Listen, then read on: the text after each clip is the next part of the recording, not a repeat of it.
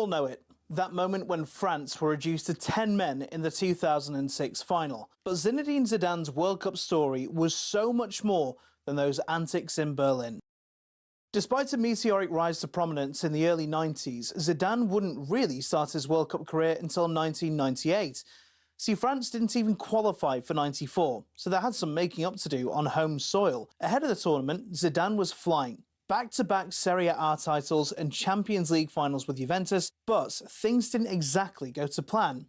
In France's second group game, he was shown one of these.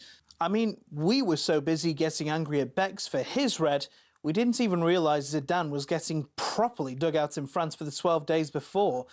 The French public demanded he be kicked out of the squad and sent home, but manager Aimé Jacquet held firm and brought him back 2 games later.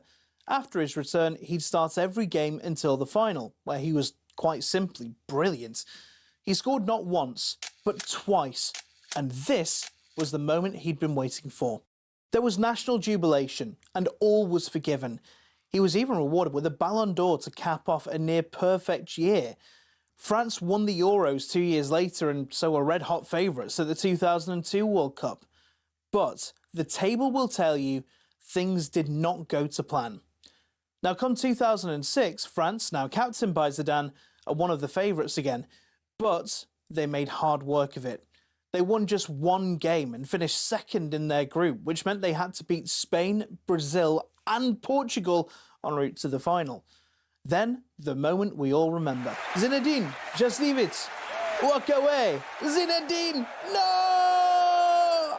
And that meant he became only the second player in history to be sent off twice in World Cups. France lost, but he still won the Golden Ball.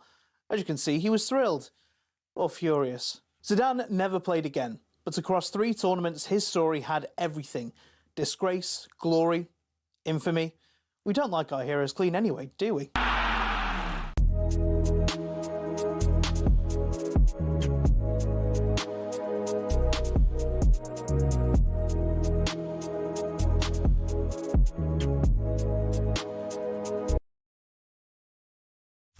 A very good afternoon and welcome to talkSPORT Goals. It's brought to you by Final One Standing, which is new from William Hill, 18+. The gamble aware the dog terms and conditions apply. A very good evening. It is Wednesday, March the 4th. It's just gone 7:03. I'm your host, Sam Ellard, taking you through a busy night of Premier League football. And there's a big game too in the William Hill Scottish Premiership. To my right-hand side, Scott Saunders. To my left-hand side, CJ the Lagoon is back with us in the studio, as ever, is Abby Summers. And we have 5 Premier League games this evening for you. And I think it's fair to say every single one of these games has something on the line, including Aston Villa versus Chelsea, 7:30 kickoff. It's 4th versus 6th. Man United 3rd on 51, Villa in 4th on 51, Liverpool 48, Chelsea 45. Both Man City and Arsenal in action this evening. Arsenal are at Brighton on 64 points. Man City on 59 points are at home to Nottingham Forest. And of course, the big game too for Nottingham Forest. They are 1 place and 2 points above the drop zone. West Ham, who are in the drop zone in 18th, they go to Fulham this evening. And our final game is an 8:15 kickoff. Is Newcastle versus Manchester United. Again, Man United on 51 points in 3rd place. And we cannot forget the big game in the William Hill Scottish Premiership. It is the game in hand for Celtic. Hearts 63, Rangers 57. Celtic 55. Again, that Celtic game in hand is this evening away at Aberdeen. Good evening, team. How are we? Great, man. Ready for 3 points. There we go. I love that, That's CJ. not what you were saying just now. Yeah. Hey, man, when it starts, it is what it is. Scott, how are you? I'm all right, mate. Allegedly, it's not recorded. Hey, sun's out. Liverpool lost yesterday. United are the form team in the country. Love it. Is the sun out? It was today. Kind of. For like 2 hours. It was kind of. I feel like it's not. I feel like it was actually quite. I made the gloomy most of and it. A bit, a bit cloudy. murky. Yeah. Abby, how are you? I'm all right. At least I have to watch my own team tonight. Yeah. Yep, that's tomorrow. Yeah. I'm going to the game tomorrow. Oh, good. Yep. Looking forward to it. Nope. Not Looking one forward bit. to being back inside the stadium, seeing some old friends and stuff like I that. think I'm more excited for the social element because really? I haven't really got to go. Yeah. Didn't I read they were struggling to sell tickets today? It wouldn't have just been today. Yeah, did I tell you about the Liverpool tickets last week? No. Yeah. So The away game. yeah. Did I tell you? No. They gave back tickets basically. So obviously obviously it's a sellout. Like when you obviously go to Anfield and like that's one you've got to have loads of loyalty points for. So just got an email last Tuesday, basically being like it should drop down to like what my loyalty point bracket. Oh, so you can get an away ticket. So it was like, should you wish to go, there's been some that have been returned. You fancy it? Absolutely not. You're not going to I'll be Anfield? right here. Oh, you really? Yeah. The new manager, man. And then I got an email the other day saying, you can still purchase your home tickets, blah, blah, blah, for the next few games. Yeah. It's Yeah, bad. well. It's really bad. Well, good luck. Good news for you this evening. You won't have to worry too much about Tottenham Hotspur because you're not playing this evening. But I'm sure you'll have a keen eye on both West Ham and Nottingham Forest. Correct. There are some epic boosts on William Hill. The Newcastle Man United game, Man United to score first, is now 5-4. Was 4-5, 5-4. Man United to score first, and Cole Palmer is 2-1 to score tonight with William Hill boosted from 13-8 is 18+. Gambleaware.org. Again, 4 games starting at 7:30, so straight into it a little bit earlier than normal. CJ, Arsenal at Brighton. Arsenal without William Saliba tonight. Obviously, it's a bitter pill to swallow, man. Like, not having Saliba, obviously, with 9 games left to go of this season, you want everybody fit. You want every player fit, able to be, eligible for selection. You know what? It's a conflicting one, guys, if I'm honest, because Mascara's come in situations like this. Remember when we played you lot at the beginning of the season? Came on as a sub, didn't he? He came. Did Saliba not get injured in the warm-up or something? Was it? Oh, yeah. So he's coming in moments like that. He actually did well against Bayern Munich in the Champions League. So I think Mascara will equip himself. Obviously, it's away from home. It's Brighton. Everybody knows what they've done this season. We're going to have to get on with it. I am a bit nervous to not have Saliba purely because of the calibre of player he is. We're going to have to get on with it, man. We know what's at stake. We need 3 points today. Scott, what are you expecting from Brighton tonight? I feel like Brighton are the sort of team that will either roll over tonight and get beat 4-0, or they're the sort of team that will put in a 10 out of 10 performance and win. Their manager don't like us, man. Yeah, what's this? They don't like us. I said, you lot are mentioning things I said off air, so I'll mention it on air. He doesn't like us now. I really enjoyed that little press Yeah, he conference. had something that you're making up in. No, because No. she mentioned his press conference. He did that last year as well. I don't know what it is against us. Maybe he likes us. I just think he's a football purist, and we're the kings of when you're football watching purity. Arsenal, you can hardly say they're football purists. Why is that? At the minute, I don't know. I've just not seen football played the way that you are. You lot don't play football either. You've scored 13 excuse me. corners. Don't talk about championship teams. You're not there yet. Fingers toes, everything crossed she goes. Premier League team. It's a big night at the bottom, isn't it? I mean, it feels like Scott. So West Ham in 18th on 25, Forest 27, we're talking about Spurs this, 29. Sorry? We're talking about this already. Okay. Well, no, because there's this thing tonight where West Ham and Forest are both playing. Yeah. this evening, and they're also in I thought we were still relegation talking about Brighton. It's not. I was still on the. I was still on the. We'll get there, we'll get there, Quick we'll get overview. Keep it going. Yeah. This is a fast moving show. We haven't got 8 o'clock kickoffs tonight. We've got some 7:30 games. Okay. We've got to Let get Sam straight do his into thing, it. man. Yeah, no, do you want to have No. But Scott, for West Ham, it feels like nothing's really changing because no one in that bottom kind of 4 or 5, apart from Wolves, ironically, are winning games. But for West Ham tonight at Fulham, no Harry Wilson. They've got to be looking at those games to try and get a victory. That is big. Harry Wilson was the guy that scored the other day against Tottenham. Yeah, I remember. And Don't forget Wolby. he's like, What a finish that was, by the way. wherever he great, man. goes, he's going to make Once a brilliant again, always signing for again. somebody on a free transfer this summer. But you just look at this and you think, if they've lost that guy, he seems to be the difference maker for them. For sure. West Ham have enough in that team Do to they? go and win this game. Oh, they I do. think To win the game, they do, I think yeah. they do. And what we would all like to see, taking revenge from my perspective for last year's Europa League final defeat to Tottenham, I would like to see these teams put the pressure on Tottenham a little bit and drag them into this, and not let them off the hook. Do you think there's any chance? Do you think Spurs that go down, CJ? Do you think West Ham and Forest can both finish above them? Listen, I'd love to sit here and say I think Spurs will go down, but I just think they'll somehow find a way to win enough games. I know it sounds mad and you're not winning, and long may it continue. Make no mistake, I definitely want them to go down. I just can't see it. But with your loss at the weekend and maybe what happens on Thursday, depending against Crystal Palace, enjoy the championship, Abby, man. Must win tomorrow. Yeah. I'll still be here, by the way. That's cool. I just want us to win the league and you lot to go down. But Generational just to let you know, CJ, I was in a meeting actually yesterday with some of the bit. That isn't actually 100% confirmed, by the way. Just to let you know. No, I believe discussions are I meant ongoing. rent free. I won't be rent-free, I'll be at a parade, still but be here. I hear I it. feel like if Arsenal win the league, CJ will be. CJ is going to be thinking about other things other than. Yeah, but I've got receipts, I've got drafts. I was telling Abby this. Make you sure actually? we don't win the league. Oh yeah, he's I've got stuff coming remembered for from a me. year or so ago. Yeah, He's From what? From Abby? yeah, from and you as well. Yeah, you're not safe. Nobody's safe. No. What did I say? We'll have to see if we win the league. The receipts will come out. Mate, I think I've always been on record saying that I like this Arsenal team and I want Arsenal league over Man City. It's nothing personal, it's just business. I see you on Instagram after games going for it. I'll be held. I'm a big fan of CJ. No, definitely not. Yeah, and I'm a fan of Sam. I'm a fan of both of you. Oh, thanks, Abby, welcome. man. Not right now, but yeah. Anyway, back to West Ham. Go on. Yeah. Scott, is there enough quality in that West Ham team? And Nottingham Forest as well. Well, I'm looking at this West Ham team and I'm thinking Jarrett Bowen, he always seems to step up. Mateus Fernandes as well. Like, there's a lot of... Underrated. He's underrated. He scored a couple of bang goals a few weeks ago. He's really good. Callum Wilson, you just know when he's in the team, he can nab a goal for you. Somerville as well will get a big move. The left-back, Juve, as well. Really good players in this West Ham team. I think that they can... I fancy them tonight. I'm going to go that far. I think I fancy them tonight to get something, and I'm going to go...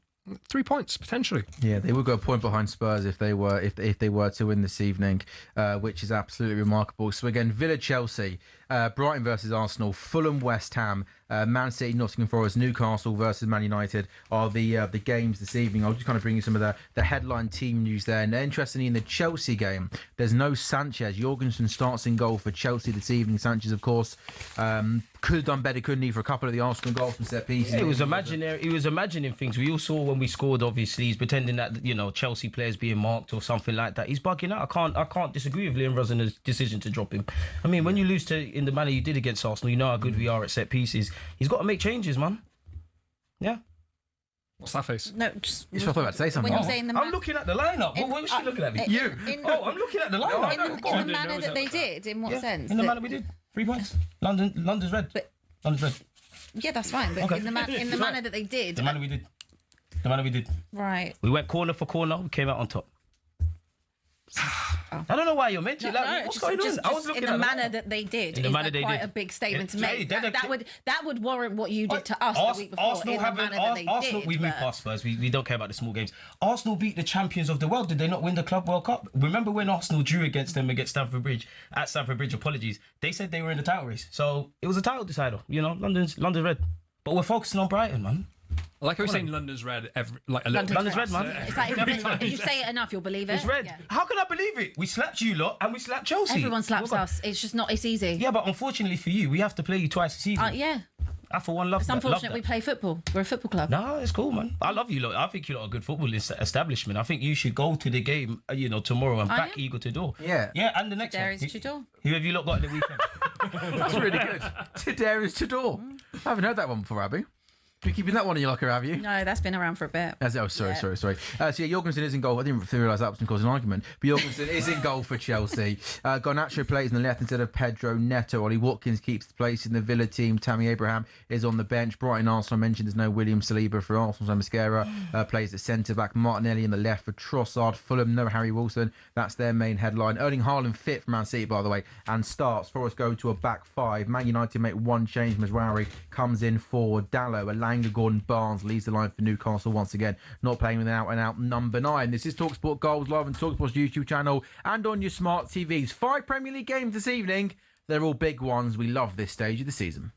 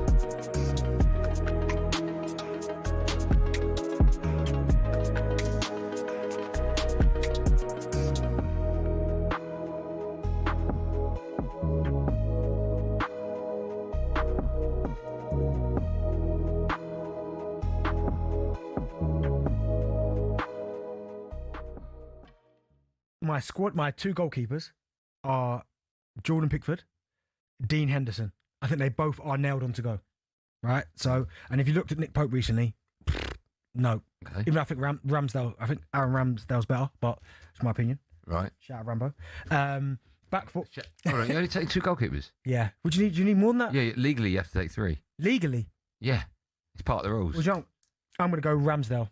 Right, okay. I'm I'm a little bit worried now that you've picked your 26-man squad, and all of a sudden you've just found out you've got to take 3 goalkeepers. Yeah. Right? Ramsdale, because your mate. So that's Ramsdale, right? Your mate. So that, Rambo. Right, here we go. Sorry. But that's... Why you got a highlighter pen? Because these are I've got highlight the ones that are definite, the others are more work to do. Right, okay. You like that? Very complex, this, isn't it? Not really. Okay, go on. So I've got a question. So I've got question mark next to Ramsdale and question mark next to Nick Pope, right? As that third string goalkeeper. This is your 26-man squad. Yes, but listen. So nail down the me 3. and Joe did this. You just side piece, all right? So you just stay over there. I'm about to ring the squad. I'll just read it out what we do now. Yeah. Bentley names his 26-man squad. Thank you. Right, here we Who go. are your 3 So goalkeepers? Right back. No, genuinely, you've got to pick your 6. Okay, but it's 26-man squad, right? But some of them are not nailed on. So I can have options, can't I? Thank you, Joe. Honestly, we was sitting. So it's not 26. Anyway, right back, Reece James. Right. All right. He's definite, nailed on. Okay.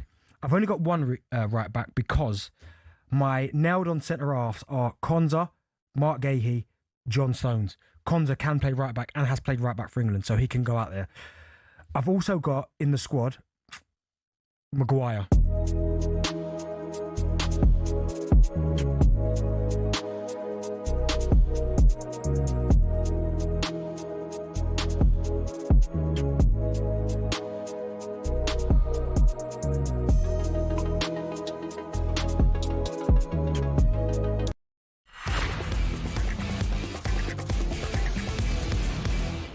Good evening, this is talkSPORT Goals brought to you by Final One Standing. It's new from William Hill, 18 plus. Gamble away at all. Terms and conditions, of course, apply. We're live on talkSPORT's YouTube channel. Sam Ellard, Scott Saunders, CJ, the Lou Laguna and Abby Summers taking you through what is going to definitely be a busy night of Premier League football. Some epic boosts to bring you with our good friends at William Hill. The Newcastle Man United game. Man United scored the first goal. It's now 5-4. It was 4-5. And in Villa Chelsea, Cole Palmer 2-1 to score tonight with William Hill, boosted from 13-8, 18 plus. Gambleaware.org. Aston Villa Chelsea starting at 7:30. Aston Villa have won only one of their last 4 Premier League home games. Scott, do you fear for Villa they might miss out on the top 5? It's a big one for them tonight. Honestly, looking at this, I quite fancy them. I've been thinking that they might actually fall out of this, but Chelsea just aren't convincing me. They're not convincing me at all. And Villa at home, they've not been great recently, but this is a proper chance for them. If they're 6 points ahead of Chelsea now, they'd be looking at this and thinking, 9 points if you win this tonight. 9 points might be enough of a buffer to get you through the rest of the season, especially with the fixtures that Chelsea have for the rest of the season as well. I think their fixture list is probably the most difficult out of those teams that are going for the Champions League. So big night for Villa. I do think they'll fall off, and they have, but it's just, can Chelsea catch them? Abby, why do you think this has been a tough couple of weeks for Aston Villa? It was only, a few weeks ago we were sitting here and possibly talking about them, like being in a title race, because they kind of were based on numbers and stuff. But do you think maybe injuries have caught up with them? Is that one of the big reasons? Yeah, I think so. I think if you have a look at, their midfield options, they went through a period of time like Jan, Feb, where they had quite a lot of those out, especially in like McGinn. It's like so important to them. I also think that just when you're playing European football, teams like a Villa or like a Newcastle, for example, are stretched. And I think that you see that in the performances when they come back after and you see them play Thursday, Sunday, or obviously Newcastle's playing on a Wednesday or Tuesday. I just think that you see the dip in quality in the form. It's just not having a squad that's necessarily strong enough or deep enough to compete in multiple competitions. And I think that we even see that with Premier League teams, in all honesty, that are more seasoned at it. Like, unless you are a City or unless you are an Arsenal or arguably Liverpool have the depth, but just not this season. I think that you do see the repercussions of playing European football. And for example, if we look at Manchester United, this season had a whole season off, had a great window in the summer as well, but you would have played 40 games all season. Like, I'm more interested to look at what Manchester United look like next year, rather than take a look at what you're doing this year. Obviously, it's been a massive improvement since Ruben Amorim's not been there, but I don't think that we'll really know what Manchester United look like until they're playing multiple competitions. With Villa, I think that there's been a lot of overachieving in the last few years. I think people were very quick to get on Unai Emery. I've defended him loads over the years because I think he had a very difficult time at Arsenal. Well, it was Scott on the weekend. We had a big conversation about you wouldn't have a Man United next season. Oh my God, forgot about that crazy conversation. Do you think that's shocking? What do you think? Yeah. No, I don't think that's a shocking statement. No. Fair. I rate Respectfully to really, Unai really Emery, and I high. know Yeah. he's been at massive Yeah. clubs, especially at like PSG and things, but it's not going to work at Man United. He's not able to manage those egos, and he's not able to manage at an elite club maybe like not. that. He's shown it before. He's shown it with us. We let him down in Europe, admittedly. We fully let him down in that final, but he always tells off like during a 38-game calendar. He did it at Arsenal. But don't you think that his time at Arsenal was... I'm not saying it wouldn't happen at United, Yeah. but I'm saying his time at Arsenal was quite different because he was the first manager to come in after a very long period and long but reign then of a manager. the same kind of demise happened at PSG. Yeah, fine. So that's maybe. now Arsenal. Obviously, I'm not saying we're the same level as PSG, but that's Arsenal, that's Paris Saint-Germain. I'm Your club- not doubting his tactical credentials. The or his players you had tactical at that nous. point were not great. Listen, I'll always admire Unai Emery. You took the job after a massive figure in Arsene Wenger, and again, there's a lot of luxuries that Arteta has that he never necessarily had at that Yeah. time, and he had mad egos to deal with. But he just can't do it. Like, and he's even getting to the point where I'm seeing Aston Villa fans quite bewildered by his press conferences. As someone that's had him at my club, I can tell you the writing's on the wall. Now, granted, Aston Villa started the season terribly. They got their act together. There was a bit of a laugh and a joke about they're in a title race. They did look like there was a shoo-in for top four. I just think they'll fall by the wayside, and at some point, Unai Emery has to sit there and go, "Ooh, do we kind of gamble with the Europa League? Do we gamble with the league? Especially if you're saying Yeah. they've got injuries." History's kind to Unai But Emery. innit? also, with a club like Aston Villa, like let's No, be- he's doing fantastic. He's for them. doing I mean, it- make no mistake, I'm not saying Yeah. that. But you asked me about This Man is the United. thing, right? This is I think- where I think he's a expectation manager of a changes. certain level. Exactly. Yeah. Yeah. But the level of Man United has obviously dropped. Yeah, a lot but over it's the still last 10 years. Manchester Yeah, It's on Manchester paper it's still United. Manchester Like, United. Manchester United fans will not be like, but they don't want to get in top four every year. I want to be judging United by whether they're challenging and winning titles. Like, and I don't think he's the That's guy why I to agree take with Scott. them. Exactly that. Yeah, No, okay. that's all I'm I saying. see your point, but I don't know who that manager is, Yeah. but also That's another reason why I think Emery wouldn't be a bad idea, because I don't think there's like a lot of obvious, ready-made, world-class managers that are out He there. wouldn't be just the to go and worst get guy. No, Yeah. sure. yeah, of course, I'm not saying that. Why do you think his teams tail away a lot? Honestly, it's one where you'd have to ask Unai Emery. I do, from what I remember him at Arsenal, he was a bit of a tinker man. He did kind of overplay players, and I do think Emery was kind of in trouble when he had a lot of attacking options, which I think he has in abundance in Aston Villa. It's like his head kind He of loves a gets clouded. midfielder. Exactly, and then he comes out and says stuff like, "Oh yeah, I'm happy about we was looking at fifth and things like that." Aston Villa don't want to hear that, so that's why I just don't think it works. But at these the kind of same clubs. time, with like for example, Aston Villa finishing fifth and potentially winning a Europa League, like No, I'm that's sorry, what he but does, I'm sorry, but Aston that's Villa. Yeah, success. it's fantastic. That's I'm not doubting success. Emery. That's great for him. But I think that I don't know how much Aston Villa fans would view that as success because I think that they. Fifth at Champions League football. I don't that's know. success still, no, I don't that's know. I success. see a lot of them moan about Unai Emery at the moment. This is what I'm Possibly. saying. And I So then think if you're look talking at about what I Man think if you offered United, them Champions League football at the end of the season and a trophy, I mean, he can't actually do any more, can he? That would be hard. I agree, really, like, but I you know. just think Well, that they do I much, he is think right. they do moan a lot, they do. considering he picked your team up from when you were in the relegation Oh, zone, yeah. has made you and build you Played the back Champions League to. quarter-final last year. what you are. I do think Scott makes a like. You see, when you actually do look at the league table again, assuming the fifth place does get Champions League Yeah. football, Villa can go 9 clear of sixth place Chelsea this evening with 9 games. It's to a go. massive chance. and that's a big cushion, Big isn't it? game, big When game. you look at the running that Chelsea have got, and I don't fancy them. Villa should be in a licking lot their of lips. games. yeah, Yeah, This is Villa's big chance tonight. Yeah. yeah. It really is. English striker Ollie Watkins has scored 1 goal in his last 11 games. Tammy Abraham started just once in the league. Are you surprised maybe that Emery hasn't used Tammy Abraham more, given Watkins' bad form? It seems like sometimes managers just want to do what they want to do. He clearly fancies Ollie Watkins, and when you look at Aston Villa, it seems like he's tried everything to accommodate Ollie Watkins, whether that's tactically on the pitch with having a kind of fake support striker, whether that's having someone like a Tammy that can come in when he needs to be rested. I saw an Ian Wright kind of interview about Ollie Watkins, and I think he was right. It's like he's a good striker, but if he wants to be elite, the difference is his half chances. And I do believe that with Ollie Watkins. Like, it was actually surprising. I don't remember the statistic you said, but you said like 1 goal in 11. When I hear that about Ollie Watkins, especially in a World Cup year, that's crazy talk. So, yeah, I just think Emery settled on Ollie Watkins, and he used to do that at Arsenal. Once he bets on someone, like all managers, that's what he's going to That's do. their boy, like, yeah. they're going to play regardless. And I think that's what he's doing. We will take then one more break, shall we, on talkSPORT goals, and then when we do come back, we will be pretty much approaching 7:30. Again, guys, a reminder of our 4 games at 7:30. Villa, Chelsea, big game in the race for top 5 football. Brighton, Arsenal, and Man City, Forest, they speak for themselves. And Fulham, West Ham, a huge chance, possibly for West Ham this evening, to try and get themselves out of the relegation zone. Newcastle, Man United also starts at 8:15. Back in 3 minutes. Then there's football. And what do you reckon, Scott? Are we going to get goals tonight? Goals. Yeah, do you like the light show? I mean, these light shows. Are you guys You guys a fan of them? CJ, you try to be someone that doesn't not like for a me. light show. Arsenal. No, man, let the fans do what they want to do, man. Yeah? It's Big Bad Arsenal in town, man. Make a song and a spectacle of it. I loved it. Big Bad Arsenal. Big Bad Arsenal, man. The villains. Everyone hates us. Let's go, man. Soft Arsenal. Yeah, exactly. Well, we got criticised for that, and now we get criticised for this. Yeah, no. That's the comparison they're all making. I've got us a long way, man. We're not a soft touch anymore, man. The the bullied have become the bullies, innit? Let's just focus on getting 3 points today. Score prediction?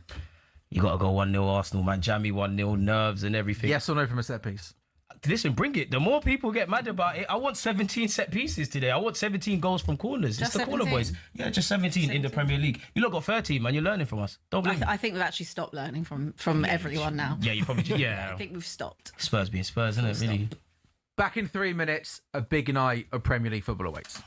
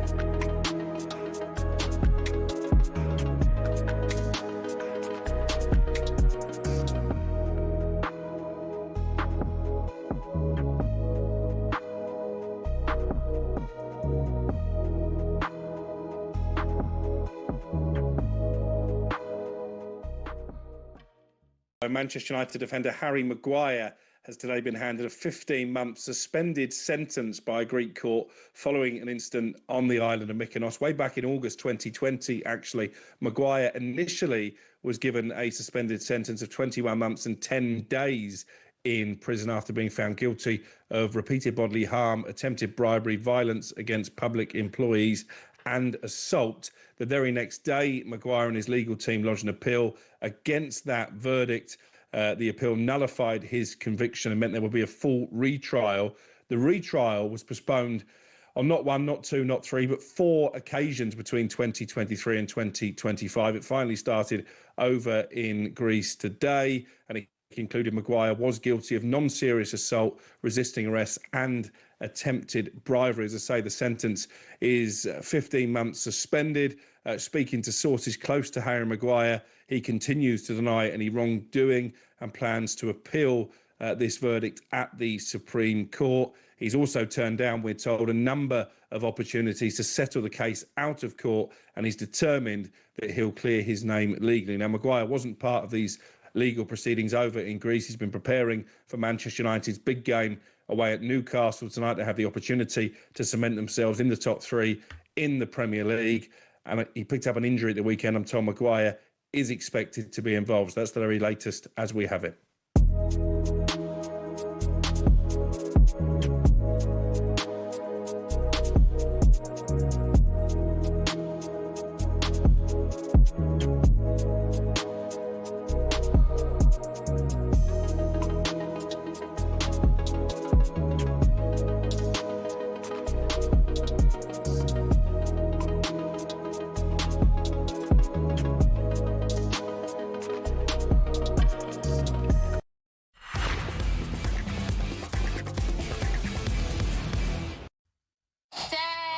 A very, very good evening and welcome back to talkSPORT Goals. It's brought to you by Final One Standing, which is new from William Hill. 18 plus, the gambleware.org. Terms and conditions apply. It's Abby Summers. Was that necessary? I didn't know we were back, sorry. No, it's okay. It was a thing I was It's fine. It's fine. We're 6 months into the season, 18 months into the show. So we're like the red lights flash. I wasn't looking at the red light. What was the video you were watching? Me singing about Dele Alli before. You singing about Dele Alli before? Dele Alli's back training. No, I know. I saw that. That's good, isn't it? That is actually good.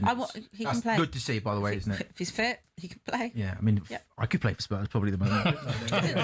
It's Sam Ellard, it's Scott's on to CJ the Laguna and Abby Summers, live on talkSPORT's YouTube channel and on your smart TVs. We have got 5 games for you tonight in the Premier League. 4 at 7:30, including Aston Villa versus Chelsea. It's 4th versus 6th, following their 2-1 victory at Stamford Bridge earlier this season. Villa are looking to complete a league double over Chelsea for the first time since the 89-90 campaign. Interestingly, this evening, there is no Sanchez in goal for Chelsea. Jorgensen starts this evening. Brighton versus Arsenal. Arsenal, of course, top of the table. Brighton have won just 2 of the last 11 Premier League matches against Arsenal. Both of those wins coming at the Emirates Stadium. Fulham versus West Ham. West Ham 18th in the table. 2 behind Forest, 4 behind Spurs. West Ham won 6 of their first 8 away Premier League games against Fulham, but have won just 2 of their last 7 since. Man City versus Nottingham Forest. Another 7:30 games since returning to the Premier League. Forest have lost all 3 of their away Premier League games against Man City without soaring, conceding 11 times. They are winless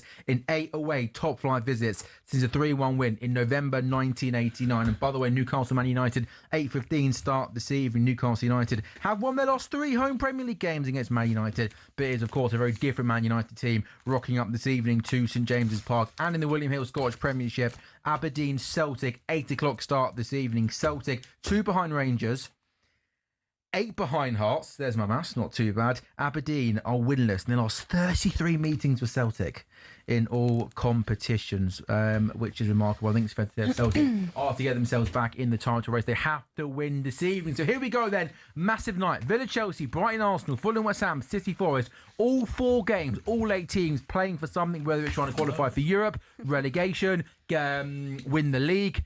Everyone has got something on the line. Brighton and Arsenal just got underway. CJ, what are you expecting to see? What do you want to see from the mighty Arsenal this evening? What I want to see is 3 points and boring Arsenal. Like, with Brighton don't have a sniff in this game. Now, on a serious note, away games are very difficult. You know, we've had some slips on the road. I expect Brighton to be aggressive. I expect them to play good football. I expect the game to be on knife edge, but I'm not looking for the performance. I'm looking for the 3 points today.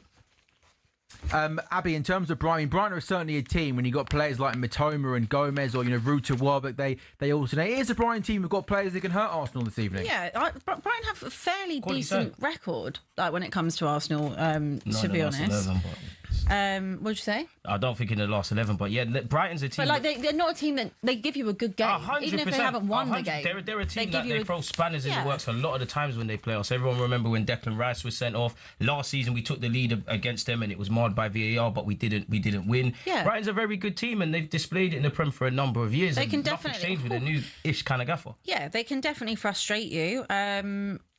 Yeah, I mean, It's about the Neil Maupay days, doesn't it? Exactly, it does definitely bring back. But no one had a problem with him when he was here. I definitely That's didn't have a another problem with it. conversation to have. That was the type of housery that we liked. Yeah, but we don't do it. Yeah, look, let's see what happens. I feel like these are the games actually I look at in terms of the running, and I think that Arsenal would maybe struggle more in, like, against, obviously we've had the Brentfords and we've had the Wolves. And it's a quick turnaround and the after Brighton. the Chelsea game. Yeah. So you need to win today. This is a test of your mettle. Like, Brighton are not going to make it easy. As you lot have said, they've had a bit of an up and down season. Brighton are a good side, man, and I think we're going to have to earn our money today. Even their fullbacks I think will scare you. So let's just get the 3 points. I'm going to be a bit nice in terms of the performance. Just get the 3 points. Let's get out of here. Brighton have won both of their last 2 Premier League games after having only won 1 of their previous 30. Oh, Raya, man. Raya, please. I'm not on this. Never. Hey, you're messing them up. Boys, switch on.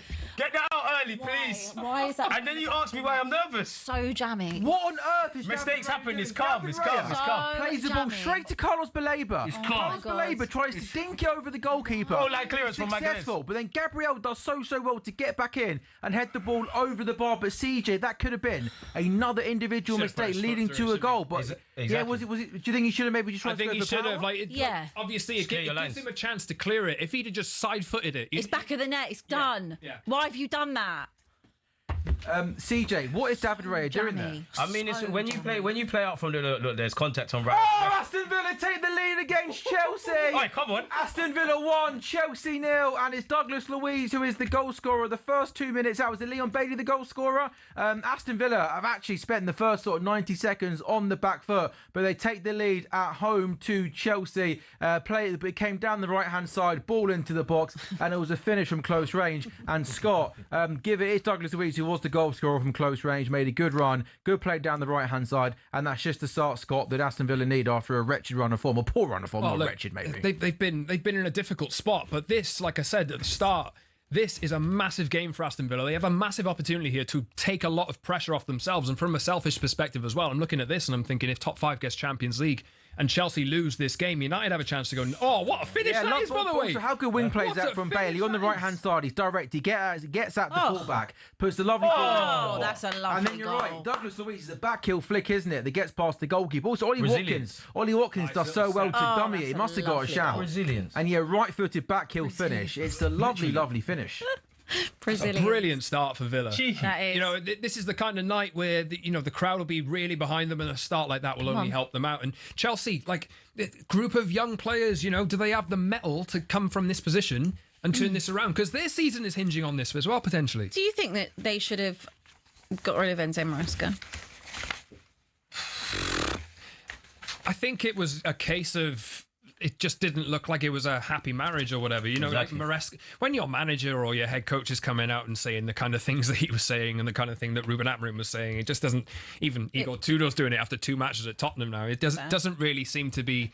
It didn't seem to be a happy marriage and making sense. I liked him. I like Maresca, but Chelsea made the decision. I think really you just look at it and it seems like everywhere they're looking to go, every person they're looking to bring in, it just seems to be like young, inexperienced, lots of promise. And even with the guy that they've got in, Rosinia, to replace Maresca, like, I like him. I think he gives me good vibes and that kind of thing. But like, is it enough with a group of young players to kind of drag them through? This season, you see the losses that Chelsea had like last week. So inconsistent. Crazy. Like, they need to get Champions League. He's on Saka, please. Saka is through down the right-hand side. Oh. And he goes across the face of goal, CJ. And Saka's got his arms in the air. Is he right to think, where's the centre-forward Victor Gyökeres? To be honest with you, he's right in a sense, but Saka's got the ability to actually, I think, take that on himself. He's got the awareness as well. You could see nobody's with you. I'm not going to lie, I'm going to let it slide because we obviously saw a heart-in-the-mouth moment with Raya. Happy to be in their half. I think almost Saka should have played a better pass because looks like Gyökeres was never making that run across. No one was goal, there, Yeah, it's a good shout. So Brighton 0, Arsenal 0. The only goal so far this evening is Aston Villa 1, Chelsea 0. It's a big goal in the race for top 5 football. Villa Park erupts as Leon Bailey puts the ball into the box. Ollie Watkins dummies it, and it was Douglas Luiz to slot home a really, really lovely, nonchalant finish from him. The big chance in the game at the Amex fell to Brighton. It was a bad pass from David Raya, which went to Belaber, but Gabriel did so well. That's got the ball off the line, and that is an outstanding save there from Emi Martinez. A big chance for Chelsea. Cross came in from the left-hand side, and from a couple of yards out, Scott, Emi Martinez there pulls off a really, really smart save. Yeah, it's really good work from Garnacho, actually. I'm not all too fond of him, but like, he picks the ball up there, just the way it ended at United. It'd be quite funny actually if Chelsea don't end up getting in the Champions League. He moved there for because he wanted to join Chelsea and he's barely getting a start, but they're in again, potentially might want a corner here. It was good work from Garnacho. He got the ball, he got possession, he ran right at the defender and put in a good cross to the back post. And I don't exactly know who it was. João Pedro, was it, who got Just has to score that, by the way, as well. Yeah, he's got to Martinez score as well. It's a good save for Martinez, but he is literally 2 or 3 yards out. It's a good save for Martinez, but I think your centre forward there, Abby, just got to find the back of the net. Simple as that, really. Yeah, absolutely. I think that Chelsea, that's one of, he's been in good form, hasn't he? But I think that's been one of Chelsea's biggest problems. They're so far away from like a Chelsea that we all knew they were. So I think it's kind of like you've got to lower your expectations when it comes to Chelsea now. Like Liam Rosinia is not typically a Chelsea manager like I would think of when I think of Chelsea. This is not it's a complete Chelsea opposite to that, isn't the it, complete really? opposite. And I think I actually really like him. I think like Scott said, great for vibes. Like he gives us some good one-liners, doesn't he? Yeah, but I don't look at him and think, oh yeah, you're a Chelsea manager. But I don't look at a lot of the players in this team and think, you're Chelsea players. It's a different Chelsea. It's just very different. They don't want to be the Chelsea that was churning managers and winning titles. They're is that a penalty? Well, I think it's either a penalty or it should either be a yellow card for Reece James. Reece James gets the ball right-hand side just inside the box. His first touch comes in field and he's gone down under a challenge. He's still on the floor. He wants a penalty. Again, it's either a penalty or you book Reece James for diving. Let's have a look here. At a replay, there's a really good chance there for Fulham. I think that was Josh King, who inside the box, right-hand side unmarked, and his first-time shot goes wide. Antoine Semenyo, by the way, has just hit the side netting for, I think that might be a penalty. Do you think? That might be a penalty. It's Motson Oh, I tell you what, there's contact. You've seen them given this. I think that's enough for VAR to.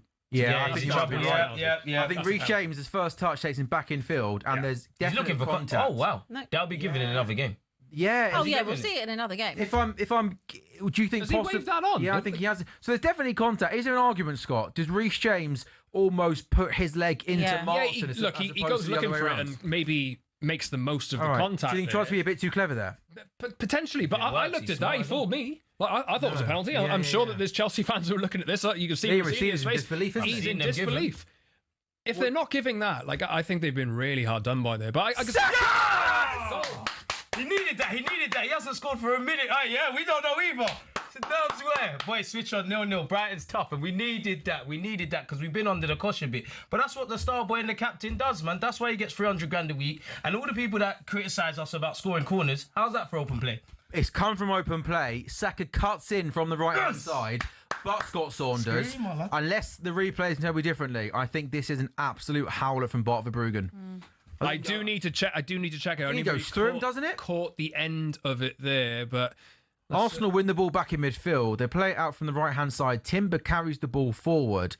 He gets the ball to Saka on the right-hand side. And I love this from Saka, the fact that he wants to get at his fullback. He cuts infield, has a shot from distance. It's just amazing play. It's amazing play. Unique qualities. I've never seen that before, man. Saka does things that none other players You're going big just now on this. It's absolutely amazing. I didn't see it. You were going big just now on this being some amazing goal from Saka. He's hit it straight at the goalkeeper's goal. I've never seen a finish like that. Taking a little deflection on the way in. He's purposely put it through his legs. He's aimed for the keeper's heel. It's one of the worst bits of goalkeeping you'll see this season. Oh, mate. I don't know how. So, but it comes off Bart. It's Arsenal's title to lose. I don't know. Let's just keep going, lads. Just the jammier. It comes off of Bruggen's right boot and goes through his legs. And was there a slight deflection? I think deflection. Even if there was a deflection, it's still right at him. Oh no, it's still bad. That is woeful goalkeeping. I can't believe he lets that go through him, Scott. It's not like it's deflected and wrong-footed him.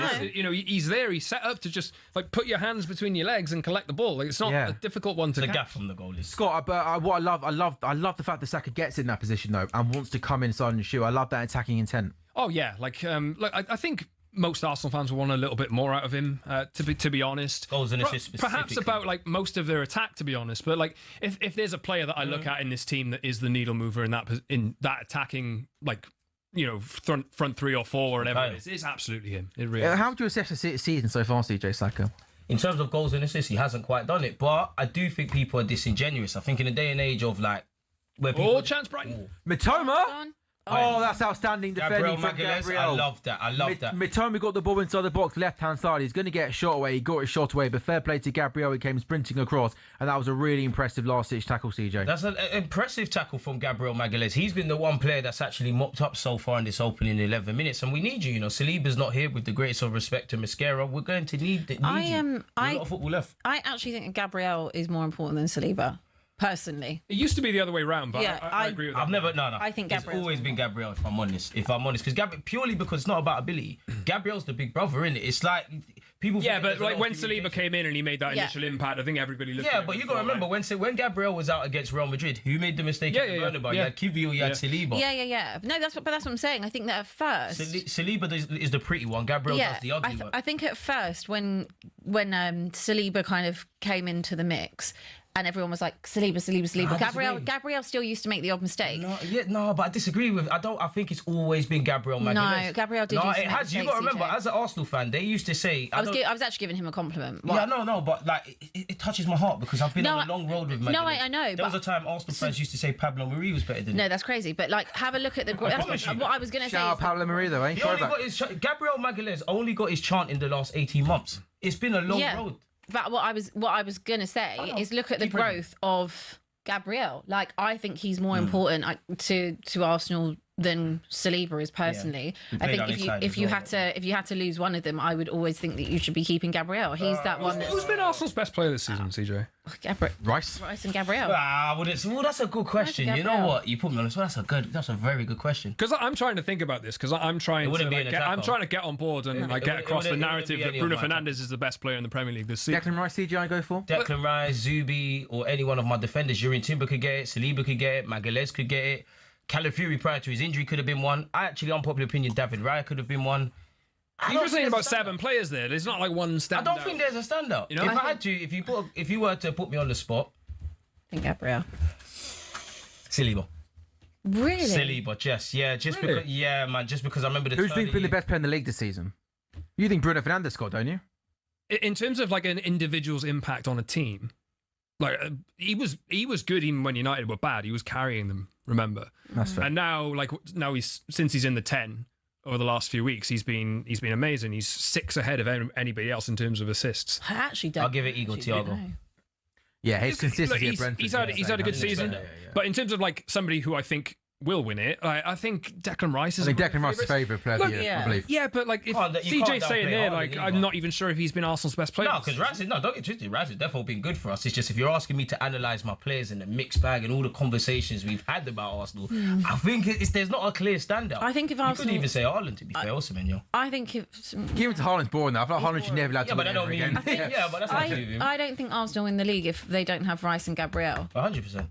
I don't. I think you. I think if Arsenal win the league, it'll be an Arsenal player, won't it? Like, you know, if Arsenal win the league for the first time in 20 But It's kind of a tick box give me the exercise. league, though, man. isn't it? No, but I'm not saying it's a tick box. I think that just like if you have a look at performances and where you need the consistency to have that. But same with managers.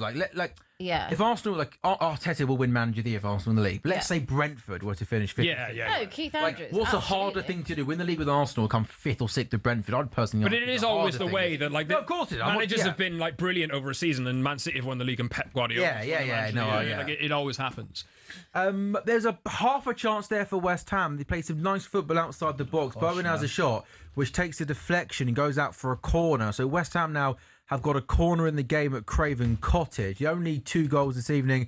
Villa beating Chelsea. It's a really bad corner that is there from Jared Bowen. Casemiro's black eye. Casemiro's got a what? He's got a proper shiner. Casemiro has. Has that Something come? happened in training. Has that come from? Yeah, where's that come from? I don't know. Oh yeah, it does look nasty, It's that doesn't nasty, it? that. That's Yeah. really nasty. Training ground incident, probably, man. Yeah, or maybe He's up for the game. Maybe you open the cupboard door, CJ. Is that a handball? I hope not. That's not a handball, is it? At West Ham. Oh, Nuno thinks it's a handball. Well, he's Yeah, asking but the you question want anyway. everything when you're where West Ham are. It was a corner came in. You say it's what? No. The referee's going to wait, Scott. It was from the corner, wasn't it, that I mentioned? Alex Iwobi kind of almost. Cole Palmer has a shot! Emi Martinez, one of those where it just rolls for him perfectly, has a first-time shot. The keeper pushes it away.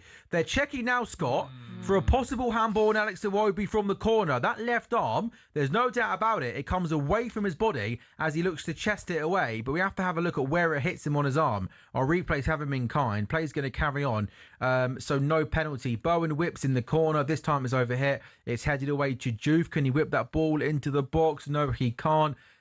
Fulham should be able to clear their lines, and yeah, they do indeed clear their lines. So latest scores then in the Premier League in our 4 7:30 games. Aston Villa are leading Chelsea by 1-0. Again, if Aston Villa win this game, they go to 54. That put them 9 clear of Chelsea. Man United also do the same thing as well. If they win, be a bit of a gap there between 3 and 4. And in particular, Chelsea in 6th place. Chelsea and winless in their last 2 Premier League visits to Villa Park, having won 5 of their previous 6 games. Arsenal leading away at Brighton. Bukayo Saka scoring a goal, cutting in from the right-hand side and beating Bart Verbruggen, who probably should have done better with the shot. Arsenal lost 2 of their first 3 Premier League visits to the Amex, but haven't lost any of their last 5 visits since there. It's Fulham 0, West Ham 0. Fulham looking to record just their 2nd Premier League double over West Ham. Only Burnley have conceded more Premier League goals than West Ham this season, which is a damning statistic for West Ham. And it's Man City 0, Nottingham Forest 0. Man City have won 4 of their last 5 Premier League matches against Nottingham Forest. Newcastle Man United at 8:15. And again, Aberdeen Celtic. Newcastle Man United 8:15. Aberdeen Celtic in the William Hill Scottish Premiership is 8 o'clock. This is Celtic's game in hand, which they pretty much have to win. Scott, have you been surprised that at no point in this season in the Premier League? Because I've always thought with Forest, well, look at the players they've got, the quality in that team. They'll pull away. They'll pull away. Anderson, Gibbs, White, good players in that team. Just hasn't happened for them this season, has it? Look, they have some brilliant players, like you say, but I think Abby made the point earlier about teams. Chance for Ruta! Oh, has he not scored? Ball came into Matoma. There was a good tackle. Was that Matoma or the left back? It might have been the left back. Brian, I think, are actually playing decent football here. Been on the cosh for last spells. And it then ran to Ruta, didn't it there, CJ? And his shot, I think his shot hits the Brighton player. Thank the Lord.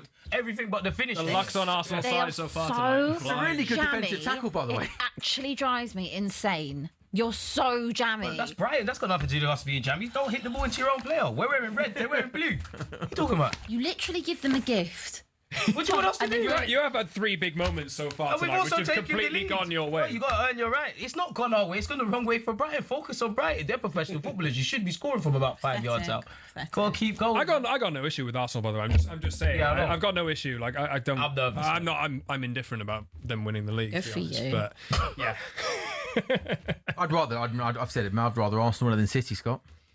Yeah, like part of me thinks like if Arsenal go and win this league and however many trophies they win this season, if that might be the thing that makes them like a proper good team, because the thing that they have on their shoulder at the moment is like, we don't know if we can get there. We don't know if we can get over the line, and then itch on our back. That yeah, and if more like they a chip, manage to big do chip it, on then the I'm like, shoulder. oh well, you might have made. I don't want to go too far here, but you might have made a team that like they know that they can win now, so it might make them win more. I would maybe to avoid that. Yeah, that's fair. From a selfish perspective. And City have been there and done it before loads of times, and Pep might go soon. So, I think maybe it's the lesser of 2 evils potentially. But So what is the lesser of 2 evils as a United fan when you're saying Arsenal and City? And where? Bearing in mind they did the treble and you lost head as well. Like you shouldn't want that them didn't to. mean as much to Where is it, Scott? They are locals. What's that? Where do you live? I'm Do you live in Manchester? No, I don't. Right. So is it going to bother you if City win the league again? Not really. Do you ever come into contact with City fans? Not really. You live in Okay, London. all right, You live in you've made London, my right? mind up. Okay. Yeah. I prefer We're City. losing receipts, You'll- man. I thought they were your rivals. It's You'll cool though. regret the day. You'll regret the day. You'll regret the day. Everyone has their day in the sun, man. Like, I've never had. Actually, to be fair, have you? Last year? Yeah, that's great, man. You won a European trophy 6 months ago. just the one day in the sun. Oh, it's one more than some teams get, Abby. Exactly, man. Yeah. Could win the championship next season as well, depending on who you keep. If you You'll go have to down. help me out though, because you got good championship knowledge. I actually wasn't even digging at you then. Yeah. That's you're helping right. I could have no, because no. That wasn't a dig. I do. Yeah, no, she wasn't having a dig. I didn't know what you said. No. I watched the championship. Like I got decent. And I said, you'll have to help me out. No, Yeah. absolutely good Yeah. stuff. I Man don't think City, they'll go, but yeah. Man City 0, Forest 0. Scott, I mean, Man City are huffing and puffing, but at the moment just struggling to break down this Forest team. Look, I think I just look at the team here and I think it's only a matter of time really until they do break them down. I don't really fancy Forest tonight. I think this is He's on it it's today. not a gimme for City, but you just think that with look, they seem to have turned a corner. I think they're in really good form. They've gone under the radar in a sense over the last few weeks and months, haven't they? They've won a lot of games in a row. They're towards the top of the form table. They haven't really played that well. When you think of City? yeah. Just like And results, that's why I don't kind of have the same confidence about them that they will go and win the league and overthrow Arsenal this time, because Foden's just sliced one well wide there. Yeah, they're not the same team as they used to be. Not the same team as they used to be, but I do think tonight Forest will hold them out for a little bit. But when you got Haaland back and Semenyo's in there and he's grabbing goals as well, I think it's just a matter of time. Yeah, and also playing another attacker in midfield today. O'Reilly's not playing, so Foden comes into that midfield to give them another attacking option. Yeah, that was the best moment there. Bernardo Silva deflected shot, which was comfortably saved by the Nottingham Forest goalkeeper. I mean, CJ, Arsenal won up at Brighton, but just don't seem to be able to find any control of that midfield. Yeah, we've had spells where we've put some good sequences together. I think there was a moment where Rice and Eze tried to force a long ball over the top that might signal some frustration, but we've been living dangerously. Obviously, Belemba should have done better with his effort where Ryan made the mistake. Rutter's hit a shot into his own man. We've been under the cosh, man. I expected this, but it doesn't fill me with any confidence, man. Like, Apologies. Chelsea have a big moment. Alejandro Garnacho has a shot from close range. Really good last-ditch tackle, and it goes out for a Chelsea corner. Chelsea are 1 down, but I think they're actually playing really well at Villa Park. Palmer did well to tee up Garnacho, and I think Ezri Konsa has got the ball where it hurts, Scott, which is uncomfortable, isn't it? Yes, I wouldn't advise that. I've got to be honest. Palmer does Palmer's a lovely flick from Palmer, isn't it, to tee up Garnacho, and Konsa, to be fair. Oh, no, it doesn't. no, Sorry, hit him in the foot. yeah. The way he was holding, I thought it hit him. Might have just jarred his ankle there. Yeah. I thought he was holding Like a it different moved part. around, yeah. Yeah. I thought They're that's what living you were getting at. dangerously. I think Chelsea are playing okay in that game. I know reacted to the goal. Yeah. Reece James on, Sax. swings in the corner. Martinez does really well to come and collect there. Phil Foden has a shot, and the goalkeeper pushes it away. and he's going to come back to him, and it's going to remain Man City 0, Nottingham Forest 0, to make your night even better. I mean, if long way to go, but if Forest can do something at the Etihad, it'd be a great Wednesday night, wouldn't it? Man, to be honest, from now to the end of the season, I've just mentally assumed City are going to win every game. I'm not trying to focus on that. We just need to do our job, man. Leon Bailey coming down there the right hand side for Villa, but Chelsea do well to clear.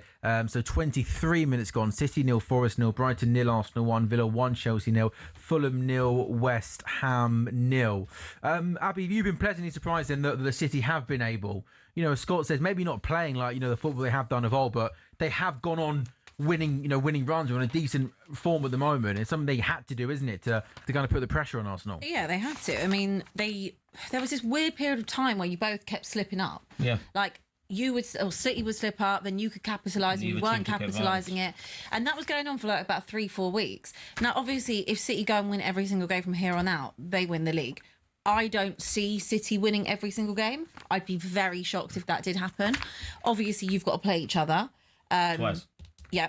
But I'm talking about in the league. I'm not looking at the but psychologically, do you not feel? No, I think psychologically. Oh, sorry to cut you off. Semenyo with a big chance. He tried to play a through ball to Haaland.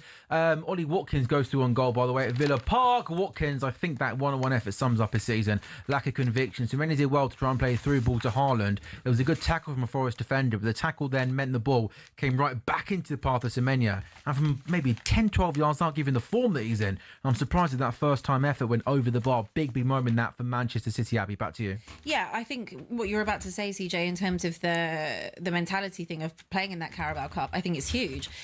It's always been a cup that's been massively regarded, whether that's by Pep or Klopp or whoever. Like that's the foundation. It's the first domestic cup, and I think the fact that you're playing City in that.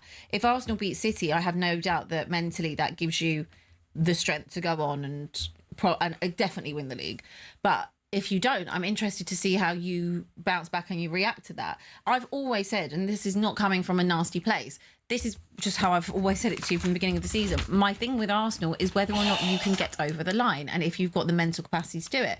You look like you can do it. Now we just need to do it. It's just actually doing it. So that's not me saying it from a horrible place. That's just me saying it from, let's say I took my biased hat off for a sec and I was just looking at it from a football perspective. I've seen City go on a run of 10, 12 games unbeaten. Yes, it's not the same City team as we know, but I've seen City do that. I've seen this manager do it, and I know they've got the capability to do it. Whether or not they can do it this season, that's a different question. But with Arsenal, I've seen evidence time and time again where they haven't been able to get over the line. So I think the Carabao Cup, as you mentioned, is actually probably the most pivotal part of your whole season. In all honesty, I think a lot. It's a cup final, so I agree. It is a cup final, but there's more. There's a cup final and there's a cup psychological final. This is a big cup final for Arsenal. Whether or not you have the minerals to beat City and get over. You know about Arteta's record at Wembley, man. But we'll deal with that then. Right now, we need to focus on Brighton. We will be here. Are you going to the game? I'm trying to, man. Tickets are proving like gold dust at the moment. But I want to be there. I want to be at Wembley. Manifest it. CJ, you spoke about Fabian Hurstler having some beef with Arsenal. Yeah. I don't know what's going on here, but I think Hurstler and Mikel Arteta have had some words on the... say again? What's he done? Who? What did he do? I'm waiting to see a replay. I'm a song and a dance. But yeah, it looked like Hurstler and Arteta maybe going at it on the sidelines. You thought I made it up? I didn't think you made it up. I didn't say that at all. You made it up. He basically just called out the holding in the box and the WWE. It's nothing WWE. WWE. Are we the only team that do it? Or did we no, but you are particularly good at it. So we're great. You started the trend. They didn't start grappling in the box. No, but they took it up many Okay, and now you're forgetting what used to happen week in, week out with Ramsdale, what used to happen to David Raya, what happened to us with Brentford away. We were told, shut up and get on I've got no issue with, Arsenal actually becoming, not soft. Yeah. Right? I've got no issue with that. I think I applaud them for it. Any way you can win, great, absolutely. I think it's I think it's the lack of consistency, and this is not necessarily an Arsenal thing. This is a general. Yeah, it is, and it's also ruining. There is a problem with that. My entertainment. True. It's true. The Everton game against United a couple of weeks ago. That was when Everton were trying to just they had 11 corners or something like that every single time. They would. And did I see yesterday that Arsenal on average waste 4 minutes on set pieces? Yeah. setting them up in every single And game. that's something the Brighton manager made a comment, but what he forgets is you take long from goal kicks as well. You're up there for the league. We could all do. And can I also just say, let's not act like Arsenal are doing something illegal. No, he just said you take. He said you take. And they take forever over goal kicks. They're up there in the Premier League. Also, in the game last night, Leeds Sunderland last night, the second half of the Leeds Sunderland game lasted for 57 minutes. Supporters were treated to 24 minutes and 24 seconds of actual ball and play time. That is a 42%. So one thing that has to happen, and it's not an Arsenal thing, this is across the whole board, everything in football takes an absolute bloody age. When they're lining up for free kicks, goal kicks, players going down, corners is also a part of it. But that's from a game last night where 42% of the second half, it was in play. And that is an absolute load of nonsense. And that the people that make the decisions in the summer need to sit down and they got to sort out that absolute crap. Because people pay too much money to go and watch 42% of a half of a ball in play. So, they brought in a rule at the start of the season, right? Mm-hmm. That if goalkeepers have the ball in their hand for more than 7 or 8 seconds, I think it is, it gets given as a corner. I've seen it be implemented once this season. Yeah. The idea of it, I don't mind, but the problem is they don't implement these rules. So therefore, it's but fans are being shortchanged, and it's corners, goal kick. You look, when a free kick gets given, you wait and see how long it takes.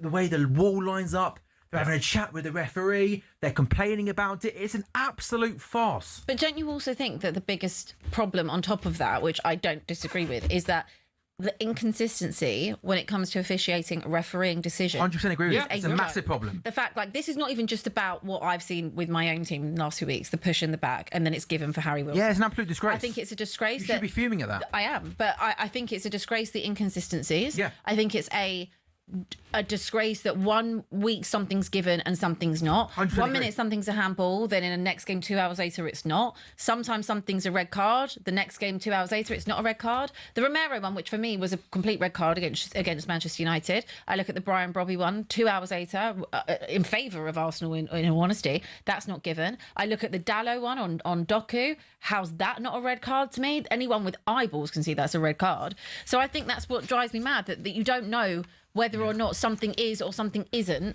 a red card. You don't know if they're going to dilly-dally for ages over a decision on VAR. And VAR wasn't brought in to do that. And the problem is that it's still got so much of the human element. You're basically just adding more referees that can't do their job. It's because the referees are operating the VAR system. But the problem was, referees, they can't do their job in the first place. So you're adding more referees to a pot who also still can't do their job. It's taken away. VAR isn't the problem. Oh, Semenyo scores for Manchester City. Good. A couple of minutes to go. Morgan Gibbs-White had an unbelievable chance for Forest going through down the left-hand side, and his shot was saved by the goalkeeper. So Antoine Semenyo on 30 minutes put City in front. Cross came in from the right-hand side, and Semenyo's first time finish is emphatic into the back of the net. Scott, he's been some signing for Man City, hasn't he? He really has. He's had a great season. He really has. And I questioned, did they actually need him when they were going for him? Because they have a lot of... Foden, Doku, Savinho, Bernardo. They've got so much quality there. And yes, he is something different for them. But the way that he's just turned into this kind of poacher kind of striker. Great finish, by the way. It's also really good play from Cherky, who does well to put the ball into a really dangerous area.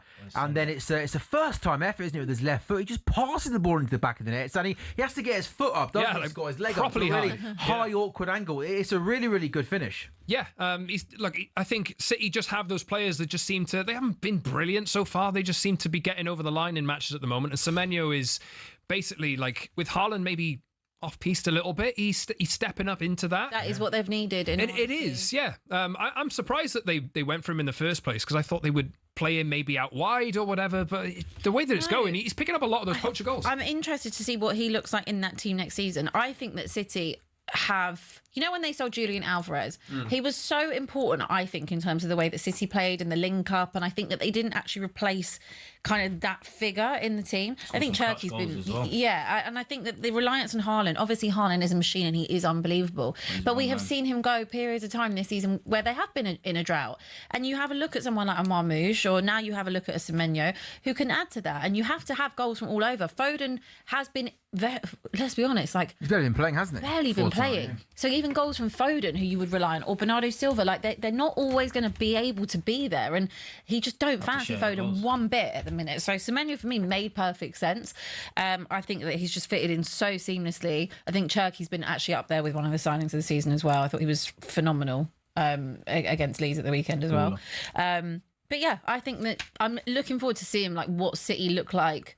And who'll be there? Who'll be the manager next season? Do we not think that Pep is going to be there next season? If I had to guess, I think it's more likely to do one more season than not. Yeah. One more, I have to guess. For the last 3 years or so, I thought he would go. Yeah. But then he signed the extension, didn't he? So, I think they've been asking But him to stay, his extension only runs until the end of next season. But there is I think there's a feeling in football in general from what That he might go what is this- being said that he might call it a day. His longest after this. tenure at any club is Yeah. By a mile, right? but he always said he wouldn't leave City in a bad position. Which he's not going Not to in a this bad season, position, is to he? be fair to them. But Oh, Igor Jesus with a shot. It's a good save by the goalkeeper. Is that a penalty on Nico Williams? Nico there? Williams Have a look, wants ref. the We'll have a penalty. look. Igor Jesus, I think he's offside anyway. Igor Jesus has a shot which was pushed away at the near post from Donnarumma. I don't think it was a particularly good save. Nico Williams came in and the offside flag went up. We're just having a look at Martin Zubimendi here because Mikel Arteta has got all of his players around him, giving them a passionate team talk. I'm sure there's some people sat at home that will say that was a predetermined thing, but it did look, CJ, to be fair, that Zubimendi took a kick to the ankle.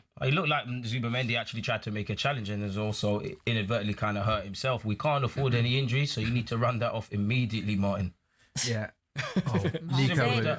Nico Williams a mild offside, by the way, Scott, from that shot there from Igor Jesus, yeah.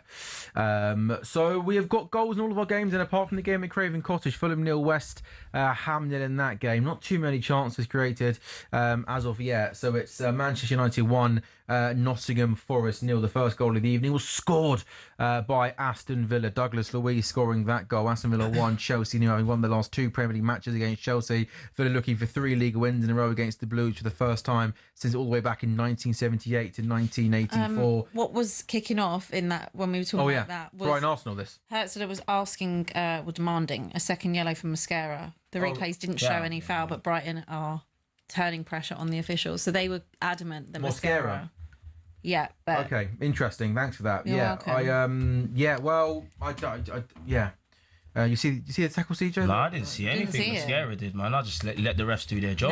now they're not showing us the replays. Yeah, man. You just got to let the refs do their job. Now they're not showing us the replays. Convenient. So, Convenient. Morgan Rogers had half a chance there for Aston Villa, cutting in from the left-hand side. His shot was pushed away at the near post. Scott, Newcastle Man United A15 kickoff. Quite remarkable that Man United third in the Premier League table. I mean, in your wildest dreams, did you think this would be happening this season? I can't say I was dreaming of third or whatever. Oh, João Pedro scores for Chelsea. at the moment. It is a really good striker's poacher's finish. A ball across the face of goal, and João Pedro, like all number 9 should be, gets himself in the right place at the right time, and from close range slides the ball into the back of the net. Villa 1, Chelsea 1, and I say, Scott, that Chelsea are good value for that equaliser. Yeah, I think they've bossed possession. Obviously, Villa scored the early goal, but Chelsea have had chances. Chelsea have had chances. There was one for João Pedro actually earlier on, the header from Garnacho's cross. But Chelsea, they need to step up tonight. This is going to be a big night for them. And look, I think he's been a really good signing, to be honest. I'm not sure exactly whether he is the out-and-out striker that's going to go and get them loads and loads of goals every season, but his goal return is really good so far. And I'm just looking at the replay of this goal now. Yeah. Enzo He's Fernandez onside. plays an unbelievable ball to Malo It's a Gusto. nice tap in. And then fair play to Gusto, plays a really good ball. But that pass there from Enzo Fernandez from midfield to be able to set Gusto away is a really, really special pass. And again, Gusto slides it across the face of goal, and João Pedro's in the right place at the right time. That's a really, really good all-round team goal, I think. Yeah, so it's not a good defensive line from Villa, to be fair. I think he's found a bit of space there. The Villa's line is all over the place. But Chelsea have cut them open. And Brighton may have a... Please, Brighton. Ryo, that's you. That's you. Thank you, Ryo. Dan. Thank you. He was pushed there, ref. Come on, how many? That's not nice. Could have hurt someone. Look, yeah, Ryo's right. See, Is it just too much to ask, for a draw? It's just not that much to ask. See, look, Matoma, that's got no place in the game. That's a yellow card, ref. This has become your thing, hasn't it? What? No, that's There's got no place in the game. Why did he do that? Why did he do that, though? Why did he grab Ryo? He didn't grab him. He did he not get his hands and grab him? He made physical contact. Don't talk about grabbing when I watched your defenders do what they did to Chelsea. And what did Spence get away with in the North London derby, the first one at the Emirates? I don't even know. I don't Exactly. remember. Don't worry. I don't remember us doing anything. And everybody remembers Timber's goal against Chelsea. Do you remember what's happening to Saliba in the build-up of it? Don't hate the player, hate the game. Your lads just got to be stronger, man. Just got to want it a bit more, Abby, man. My lot don't want it. Where is this in? They don't want it. Tottenham being Tottenham, innit? We actually don't need to talk about my team tonight. I'd rather not. Let's not. I will come and save you, Abby, and tell you that Celtic have taken the lead away at Aberdeen. It's the Celtics game in hand in the William Hill Scottish Premiership. 2 behind Rangers and 8 behind Hearts. Game they pretty much have to win. Kieran Tierney, you scored, didn't you, in the Old Firm on the weekend? Yeah, he did. Scored again. Yeah, scored tonight. Yeah, Aberdeen. You got Tierney, the flying Scotsman, man. Scored the goal. Back to you then, Scott. Wobie in for Fulham. That's a really poor ball across the face of goal, and West Ham clear. I mean, everything in the moment really for Man United is just going perfectly well. Yeah, look, not everybody's actually happy though, because United haven't won the games. Who's not happy? In the right style over the last. Oh, really? Who's you saying that? God, Just United fans? the sentiment among some. You lot are hard to please, aren't you? I know, right? Sentiment around some is, well, we're not like dominating possession and scoring loads of goals. We're just getting by the skin of our teeth sometimes. Thank you, Declan. Ref.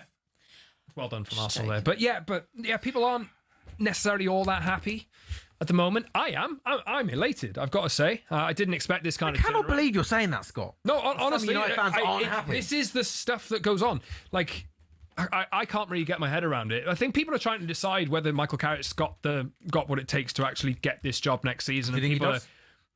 I think I would like to give a little bit longer, but if you had to pick one, or if I had to pick one at this moment now, I'd probably go with what I've seen so far over anybody else, because I just think there's flight risks everywhere you look, to be honest. Like, sure.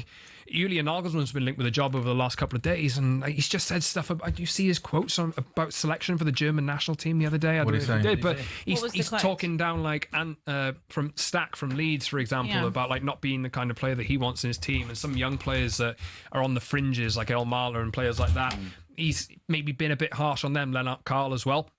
And I'm looking at that, and I'm going from the Ruben Amorim mirror, and I'm thinking... Scares you a bit. I don't really want that kind of fuss anymore. Like, every time Ruben Amorim would speak just a few months ago, we'd be talking about something that he said for days afterwards. But that is always going to happen with Manchester United. But with Carrick, not really. Yeah. No, look, I see what he means, though. Amorim he did like to make it a song and a dance. Yes, he did, but at the moment, you're not being spoken about as much because things have leveled out. Like, things are plateaued at the minute in a good way for you. Like, it's not something's triggering every 2 minutes with the fan base, or something's going on with the games. Everything is at a good constant level at the moment, and that's why they're not talking about it. But believe me, the second if something goes wrong, that you will be back in everyone's mouths. You will be the talking point again.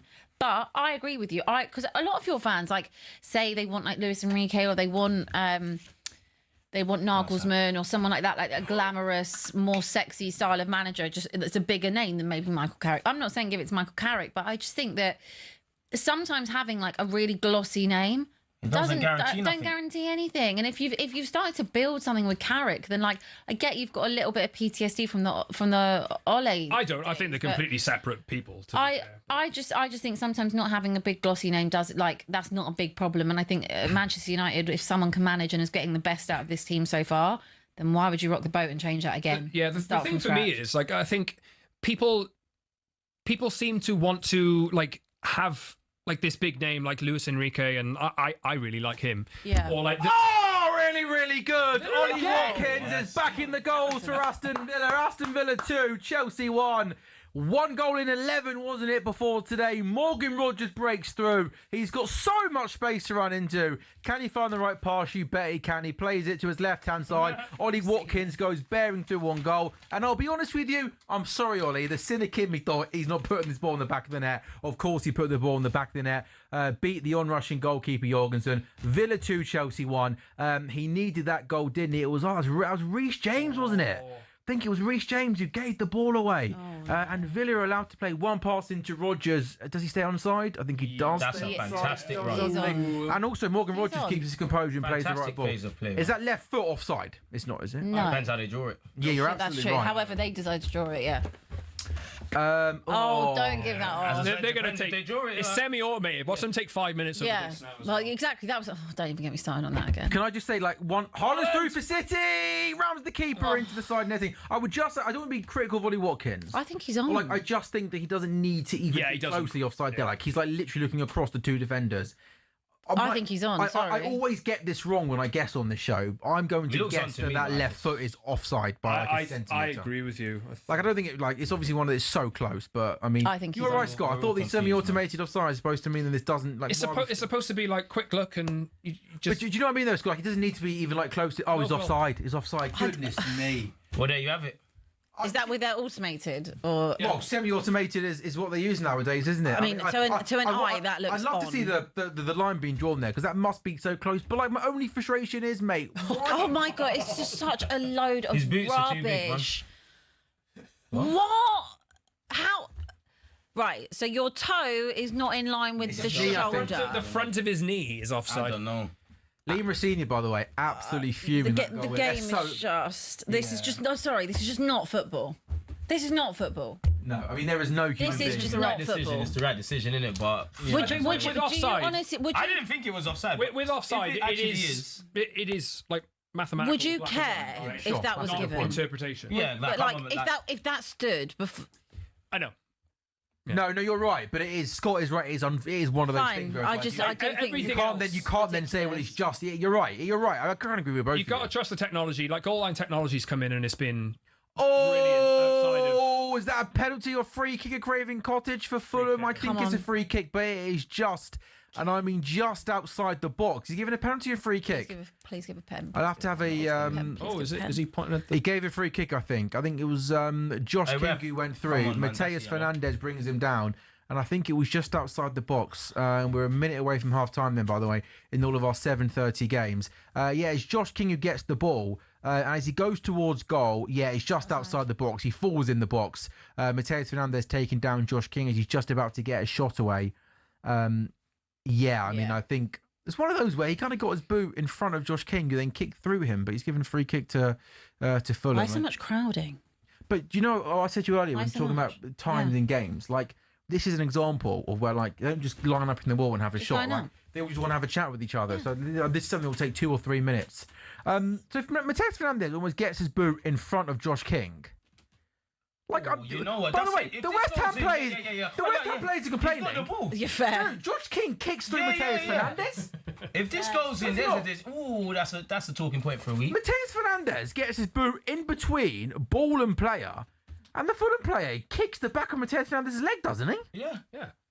No? Yeah, no, I think you're Am right. I- to be CJ? fair, I did have to see that a second time. Maybe the ref sort, we have to be a bit nice to the But ref. Josh King, 100%. Yeah, but Josh King doesn't get the ball. Josh King The kicks. West Ham lads Yeah, won but the Josh ball. King's not going to turn around and be like, "Oh, actually, mate, Yeah. I don't think that's how it works. Josh King has the think right to that's kick very through harsh. in front of the West Ham player, does he? Palmer for Chelsea inside the box, right hand side. Oh, we just can't get his shot away. 3 minutes added on the Amex. Brighton nil, Arsenal 0. Villa 1, Chelsea 1. Fulham have got a free kick in a really dangerous position. Where's Harry Wilson when you need him? Not playing today. Looks like Tom Kearney. Ain't nobody like Tom Kearney is going to have this free kick. Been at Fulham for 10 years now, by the way, Siege. Swear. That's a good effort, isn't it, from Big Tom him up, Kearney? man. Loyal service Lovely for guy, him. Tom Kearney, by the And way. he's a decent finisher from long range. as Yeah, he well. can hit. He can hit, can't he? No, he's no Harry Wilson, but he's decent in his own way. Where is Harry Wilson tonight? Being He's got a knock, not on the squad, not on the squad. CJ, I know you won't care, so I'll say don't know, that. man. I'll say that before I tell you this. Arsenal's XG in this first half is 0.01. Great stuff, man. Let's just make sure we get into half time. No, that's amazing, man. Cool story, bro. Yeah, amazing It must be really fun to revel in all these like awful stats and just say, let's roll with it. It's not even just awful. I mean, common sense will tell you we're taking a lot of punches. We do expect that away from home. You want Sign of a good team. sign to of a win when good you're team. Not playing well, yeah, CJ. no, but I'm always naturally going to be feeling more comfortable when my team actually have the ball. We've had to be like in large spells without it. We've had some heart in mouth moments, but the most important statistic is that right now we're a goal up. Hopefully we see that through. Yeah, Brighton 56% in possession. Go on. Pick up the XG dons, man. Oh, good save by the goalkeeper. Was that Josh King who had a shot from close range, and Hermanson, who's back in the West Ham goal, sticks a big right boot at it. Also, by the way, interesting, Scott, in the Newcastle, your game, Ramsdale's in goal for Pope. I wondered when He dropped a clanger the other day, I know, didn't but he's been dropping clangers for a long, long time. Fabian Hertzler, by the way, is absolutely on one. fuming. Nice guy, man. Just doesn't like Arsenal, does No, he? but I think it was the mascara thing. I also think that they feel they should have had more than 3 minutes stoppage time. They've been the ones with the ball. The manager's complaining about first half stoppage time. I might need to double check. He just hates Arsenal, and fair play to the bloke, don't we all? We don't mind. He's not connected to us. I'm a massive fan of Hertzler. Oh! Lewis Hall. Oh, that was a Kieran Trippier lobbed the ball into the box. Felt like the ball was in the air for ages. Nasty for anything. And it ended up hitting the bar, didn't it? But that ball, Scott, felt like it was in the air for a it really did. Lamans didn't know what the hell to do with it. And I think Newcastle have started the game really well. I think this was the thing that I was expecting, to be honest, is just drop down. And I don't think it was ever really going to go in or ever really a threat. And that's why everybody left it. But Yoro has it it's hit the post. Guarded, and it's hit the post. Maybe it could have dropped in, I don't know. But Newcastle have had a good start here. United, I think they would have been anticipating and expecting this. Newcastle are going to be one of those, they're in a rotten run of form. I think they've won one in their last 6 games. Yeah, they're in really bad form. In the Premier League, and it's not good, but this is a proper opportunity for them. They've won United haven't won at Newcastle since 2020. I think a 4-1 win in 2020, which is crazy. But I think United will just have to ride the wave early on and try and build their way into the game. Yeah, they are in bad form, and they've lost their last 3 Premier League home games as well. What's the point of that? How's that gone against us, ref? Well, he literally blew up. No, Mate, Gyökeres is cleaned out. How's it gone their way? Do you know what? We'll let the rest do their job, man. We just got to keep going. What happened, CJ? Explain it. You're about to see it. All right, cool. All right, ref. Gyökeres kicks Pascal. I never saw it in that case. To be fair, I thought Gyökeres. What way did you see it? I don't know, man. Everything's just happening so quick. I'm trying to look at all the games, Abby, man. I don't know. As I saw the replay, I just saw that chance from Villa and Chelsea. But by the That's outrageous. By the way, it's all irrelevant because referees blowing the half-time. So they're going to be even more fuming, by the way, at that, because they're going to say, That's what I expected, to be fair, for Brighton, man. I didn't expect us to score within the opening 15 minutes. No, we said it'd be hard for Arsenal, and exactly what. Yeah, it's exactly what I expected. Now, don't get it twisted. For us, I think we need to do a bit better on the ball. I think on the transition we can be got at. I think there's a lot of space. Mascara's doing all right, but I do think maybe Gaffer, on a yellow as well. He's on a yellow. You don't want to tempt fate. They might, Brighton might be a bit angry with certain decisions that they feel went against them. Their manager don't like us. Right now, it's 1-0. It's like 10 mentions so And if I'm honest, we've dropped 21 points from winning positions. That is, I'm not even trying to be negative about my club. That is just something we've got to bear in mind as to why we need to get this job over the line today. But let's keep going, man. We earned our right to be ahead. But 1-1 at half-time, we take it. Abby, how have you seen that first half?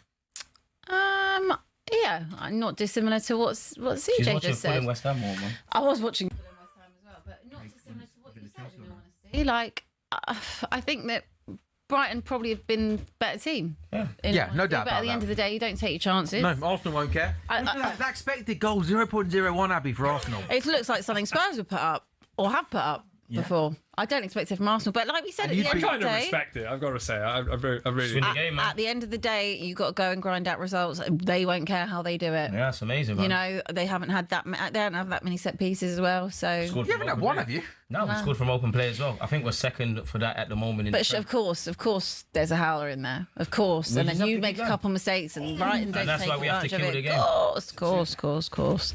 But yeah, you haven't been at it, and I think that hopefully Brighton can actually do something second half. That Belabor one there. That is criminal. That is so criminal. Criminal. Matthias Cunha's got a big chance there for United, Scott. He kind of has so much time outside the box and his shot just goes over the bar. Should he be?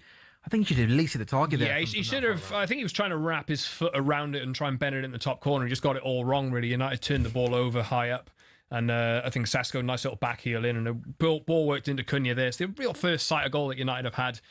Newcastle have been really putting the pressure on in the first few minutes. Oh, João Pedro scores for Chelsea!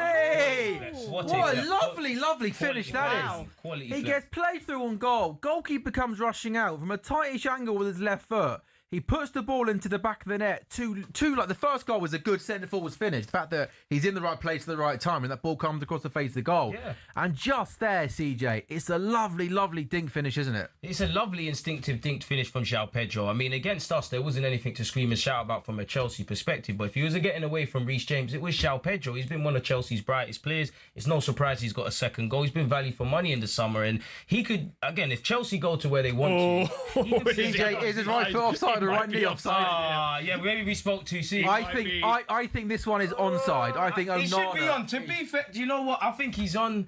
You just never know. It depends how they draw the line. We'll have to wait and see. Surely he's great finish though. Lovely finish. I think, by the way, I think Garnacho's had a really good game down that left. He actually side. has. Every time he's got the ball, His he's ball looked forced quick, that he's save looked from direct, Martinez he's as looked, well. he's looked dangerous. They are checking goal, possible offside. I got the first one right that it was offside. I think Onana is just keeping him on here. Look at Leo. To me, I think that's slightly more offside than the other one. No. But I'm talking by a hair. No, of course. Or we're talking the At this point, who slightest of knows? the knee. I'm just looking at the foot. Decision goal, no offside offence. Yeah, Okay. there we go. Yeah. 2 from 2 tonight on offside. you're on fire, Get Sam, in man. there, you beauty. You're on fire. Fire. You're on Stockley fire, man. Park. And what? Get you to Stockley. Yeah, man, you're in the wrong profession. Yeah, there we We go. need to change the refereeing landscape, man. João Pedro with 2 goals for Chelsea. Aston Villa 1. Chelsea 2 were 90 seconds away from half-time in that game. So Aston Villa 1, Chelsea 2, Brighton 0. Arsenal 1. Brighton have won 2 of their last 4 Premier League games against the team starting the day top of the table, both by a 3-2 scoreline. Fulham 0, West Ham 0. West Ham have lost 7 of their last 8 Premier League London derbies this season. Only 3 sides have lost more all-London games in a single campaign in the competition. Man City 1, Nottingham Forest 0. Another goal for Antoine Semenyo. He is in remarkable form, isn't he? Man City have won 16 of the last 19 Premier League home games, drawing 2, losing 1. At least 3 more than any other side since April 2025. And again, Newcastle Man United has just gone underway. That is goalless. Man United are looking to record a Premier League double over Newcastle for the first time since the 2020-2021 campaign. We are just waiting for half-time in the Aston Villa-Chelsea game. Scott, have United started this in James's Park? They've been under the cosh a little bit. I think the last 5 minutes or so, they've started to settle into the game. And I think Newcastle haven't been in good form over the last few weeks. I think they'll be really up for this one, to be honest. But I think what United need to do... The way that United have played over the last few weeks, they've faced teams that maybe want to sit in and will make it difficult for them. I don't think Newcastle will do that. I think Newcastle, the onus is really on them after the form that they've been in. They're playing at home. They're in a bad run. They need to show themselves. Might suit United. What do you think of Lenny Euro, Scott? I think he's good. I think he's maybe a bit shaky in places, but he's getting a good run in the team now. So This guy. This guy, man. I haven't got much time to do my picture. What? Was you taking a selfie? Yeah, is that right? How vain can one be? What do you mean, how vain can one be? Peace sign. Yeah. The peace. There's like, hey. Peace sign, sideways peace sign. Yeah, like, You know what, fun? no, not in that pose. How was that? What pose you want? By the way, I'm sorry, I didn't mean to interrupt the chat, by the way. I was better trying than to do that, that. I'm reliably informed that I was correct that obviously João Pedro was onside, but the way I worked out my calculations was incorrect, apparently. How did you... Apparently it wasn't Onana that kept him onside, it was somebody else. So No, you were still right, man. Yeah, You're I was working out, don't it matter. doesn't matter how you get there, Scott, as long as you get there, As long as you right? get the right answer. You had the decision right. Yeah. We're still waiting for half time in this Villa Chelsea game, by the way. You're looking forward 8 minutes. We're looking forward to a half-time cup of tea, aren't we? Yeah. But Aston Villa 1, Chelsea 2, Newcastle Man United, of course. Aberdeen have equalised against Celtic, by the way. How about that? Aberdeen 1, Celtic 1, up in the William Hill Scottish Premiership. Celtic have won 15 of their last 18 away games to Aberdeen. But this evening, it is 1-1, and it's officially half-time in the Aston Villa-Chelsea game. talkSPORT Goals is back in a couple of minutes' time.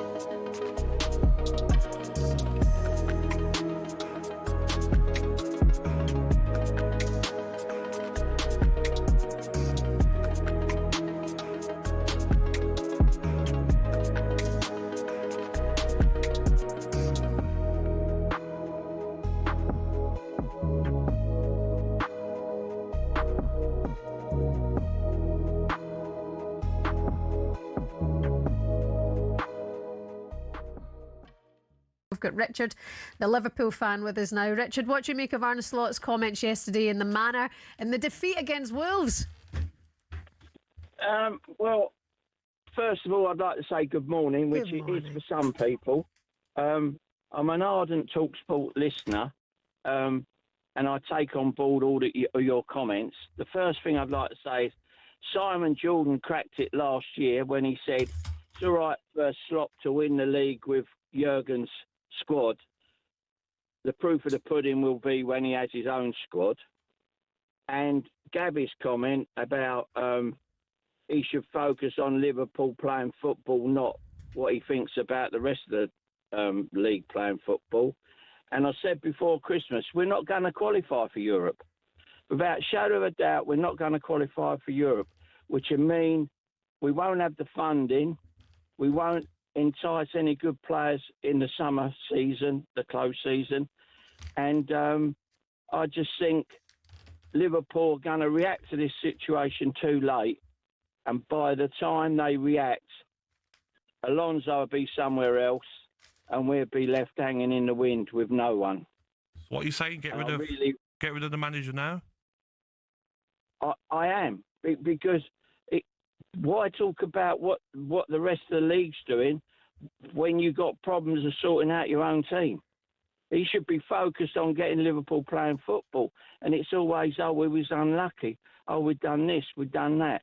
I'm sorry, he's just not got the fibre.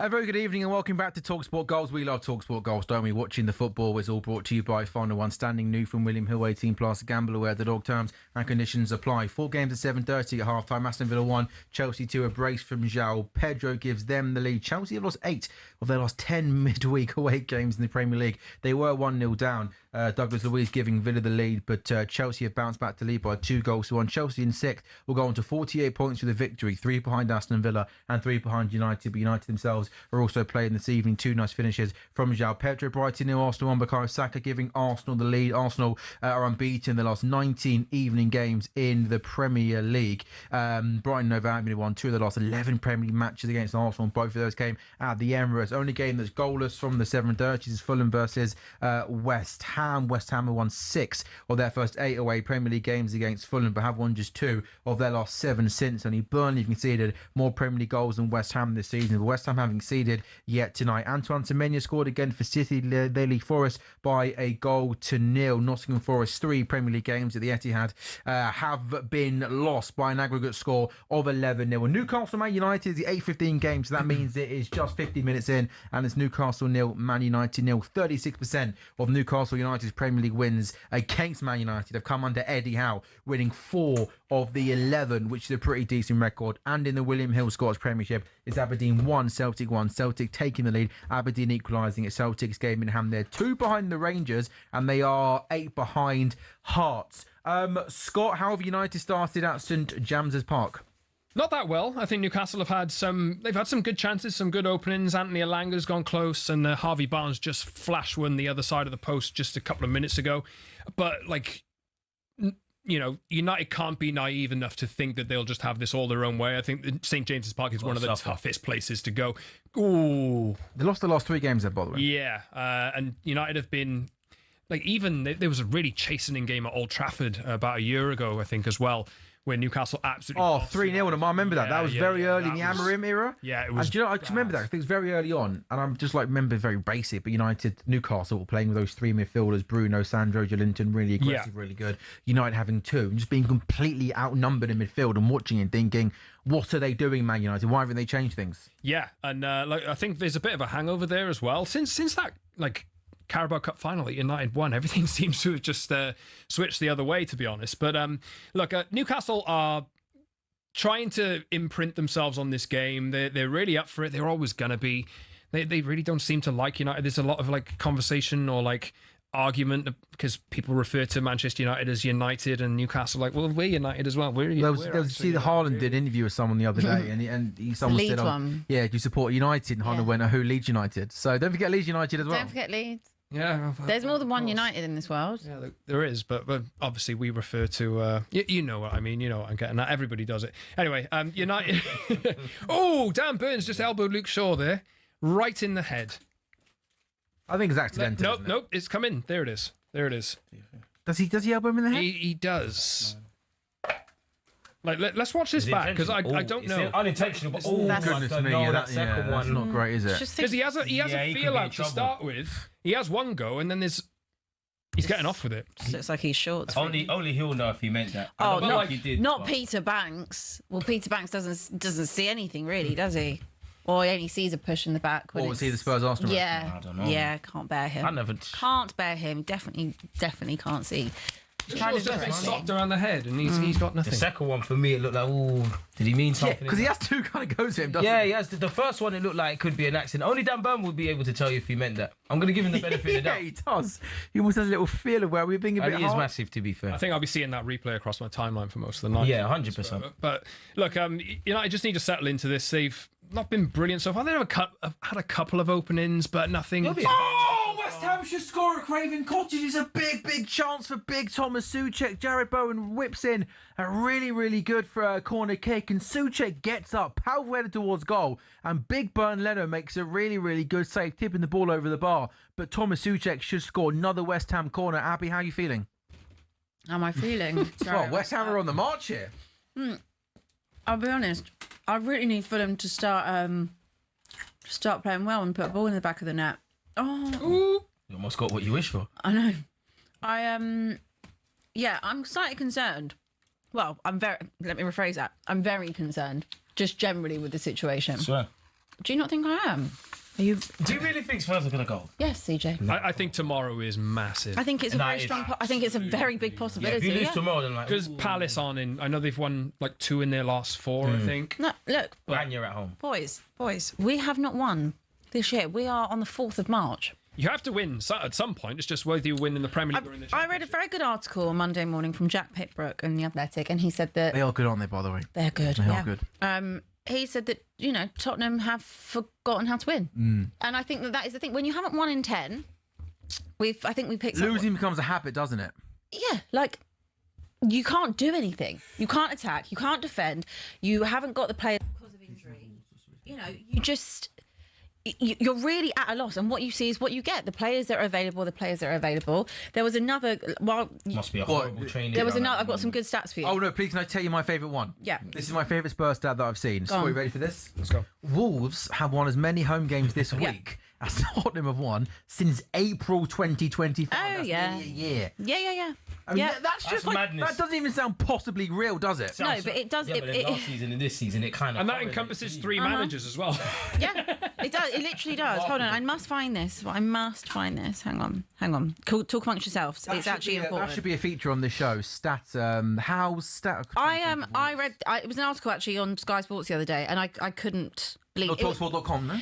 No, this was one. This was one that I was reading. Do you not read talkSPORT.com? I do read talkSPORT.com. I read all outlets. All outlets are available. What's the last article you read on talkSPORT.com? Simon Jordan and Ennie. You read that was on the radio, wasn't it? It wasn't on talkSPORT.com. I'll be honest. You mean you read the write up of it? Yeah. Okay, so you didn't watch it. You read the write up of it. Maybe I did both, Sam. Maybe I did both. What was the last article you read on talkSPORT.com? I read Alex Crook's transfer notebook this morning. Nice. I actually read that today. Yeah, there we go. Simple as that. I was. If it helps, I was on a shoot for talkSPORT today. Does that help? No. Okay. Right. Cool. Anyway, back to what I was saying. So, Tottenham's attack in 2026, they have been dispossessed 104 times. That is 20th rank. Loss of possession, 1,403 times, 20th rank. Unsuccessful touches, 174, that's 19th. Sequences ending in the final third, just 35%. That's 18th rank. Big chances created from set plays is 0. That is 19th. Oh, sorry to cut you off, Abby. You don't miss the penalty, Scott, do you? Are they going to pen? Oh, Fulham was a bit confused. The referee is going over to have a look for a possible Fulham penalty in the game. Against. It actually is. Sorry, it is to Fulham. Yeah, it's to Fulham. They basically gone to have a shot, and West Ham players stood there, and he's kicked the back of his leg. Yeah, that's not a foul. That Kenny kicks into the back of him, doesn't he? Oh, I'm not sure that's a foul. But they're not going to give that. So Tom Kenny goes and has a shot. They're not going to give that. He's gone over to have a look at it, so I think he's going to give it. That's why I was confused. I think Tom Kenny just kicks through the back of him here. I'm not sure that's a foul, is it? That's not a foul. Tom Kenny's left foot comes out. I don't think that's a foul. How many times do you have to look at it, guys? At this point, That's we have just to give not- up trying to Is he understand giving these that? things. We're always going to. Of course he's going to give it. Every time they just go not- over there, they change their Depends what mind. he's feeling like. Am I going mad that that's just not a foul? I don't think it's a foul at all. I'm not sure what the lad Castellanos. Hang on a minute. Oh, no, I don't know he what's hasn't going given on. it. He hasn't given it. No, he hasn't given. Oh, so the penalty was given on Oh, field. right. There we go. That then makes more sense, doesn't it? Yeah, That then makes more sense. I Right. was just thinking. Let me that's just. Sorry, surely thank not. you, mate. Let me just clear that up. Clear that okay? up. Fulham have a penalty, and the referee has gone over and overturned it. So that is actually well done, referee. He's made the right decision there. That is spot on. That's why we confused Scott, weren't we? Yes, you can't. The moment we get into giving penalties like that, I think the game is gone already. But that would it never be be so then. far gone. That's in crazy. That case. That would. But never. that would be given. You can see why he's given it, I suppose. Like, just in real time, he's seen the Maybe in real contact time, there. yeah, you're right. Maybe in real time, it's hard to exactly Yeah. work out. Yeah. But I think including the replays there, Tom Kearney kind of kicks into the back of him, and VAR told the referee to go to the monitor. The replays clearly show that Kearney actually kicked Castellanos, and the penalty is on, Ben. overturned. So no penalty. Ben, Sesko! Tell you what. Defending that from Tonali there. Tonali's been Big chance for Sesko. been linked with United over the last week or so as well. Yeah. But you kind of need that central midfield player, don't you? How much is he worth? Who? Tonali. 60, Tonali. 70 million ballpark. That's kind of where Maybe a I'm bit thinking. more. And the Somewhere talk roughly is that around there, Newcastle hasn't would it? want something around 100. Maybe more. It's going to cost an arm and a leg. He's not Declan Rice kind of money good, I don't think. Different types of players, aren't they? Rate Tonali though, man. I'd have him. I like him. I think he's a good player. I really do. But to me, I just think United could probably go and get somebody as good for a little bit cheaper from another club. I think. Yeah. Like who? Depends how much. I mean, Anderson, If Elliot Belabor. Anderson's going to They're go all gonna be down, a lot. for what it's Do you worth, know I who think they need two at least. By the way, do you know goodness me, Ryan Cherky, Bernardo Silva, sorry, cutting in from the right hand side, and his left footed shot just goes wide. By the way, all of the 7:30 games are just getting underway. Villa, Chelsea about to. City 1, Forest 0, Brighton 0, Arsenal 1, Fulham 0, West Ham 0, Newcastle 0, Man United 0. 24 minutes gone, and Villa, Chelsea about to get underway. I thought the two Wolves boys in midfield last night put in a pretty decent audition to and Andre, both like absolute. well. I mean, don't get me wrong, I look good against that Liverpool midfield, who I see him incapable of being able to. I mean, but Alexis McAllister plays like he's got a caravan tied to his back. It's absolutely remarkable. But both those midfielders, top players. I mean, João Gomez is a Brazilian international. Yeah. Andre as well. He was playing. Andre, sorry, he was playing for Brazil before he. was before in he with signed for Arsenal when he Wolves. was playing in his And own Wolves are man. picking these players up, for relatively cheap money, and that will link with João Gomez in January transfer window as well. For He around do a lot 50 worse, odd million and quid. he's someone who would cost less than 6, 7 He's a million. player that I like. In fact, I like both of them, but I think United would probably need that. They'd maybe be the third midfielder. If you know what I mean, like there's probably two other more. Yeah. Now, look, I'm talking about spending a lot of money on the midfield, but I think United actually need to do that. Have you seen, like with Casemiro? Like I think they've lost one game with him in the team. He's going to go down. He's going to get the foul. He's going to get the foul. Come on, He's going man, to get the ref. foul. Are we He's going to playing get the football, foul. not referee? Hincapié, don't give the ref a decision to make. calls with, man. Kona, come on, into them, Brighton. Come on, man. Not today, man. Let's just win today. We've got the FA Cup at the weekend. Come on, lads, man. Scott, back to you. What are you saying? Yeah, I think United need to give a lot of attention to their midfield, and like Casemiro's going, he is so important to them. You only have to look at the record with him and without him over the course of the last year or so. He's so important to the team, and they're going to lose him on a free transfer at the end of the season. They need to go big on midfield, and I'm just looking like all around the Premier League. There's like Elliot Anderson. Balaba's not had a great season, but Yeah. I think United still are looking at him.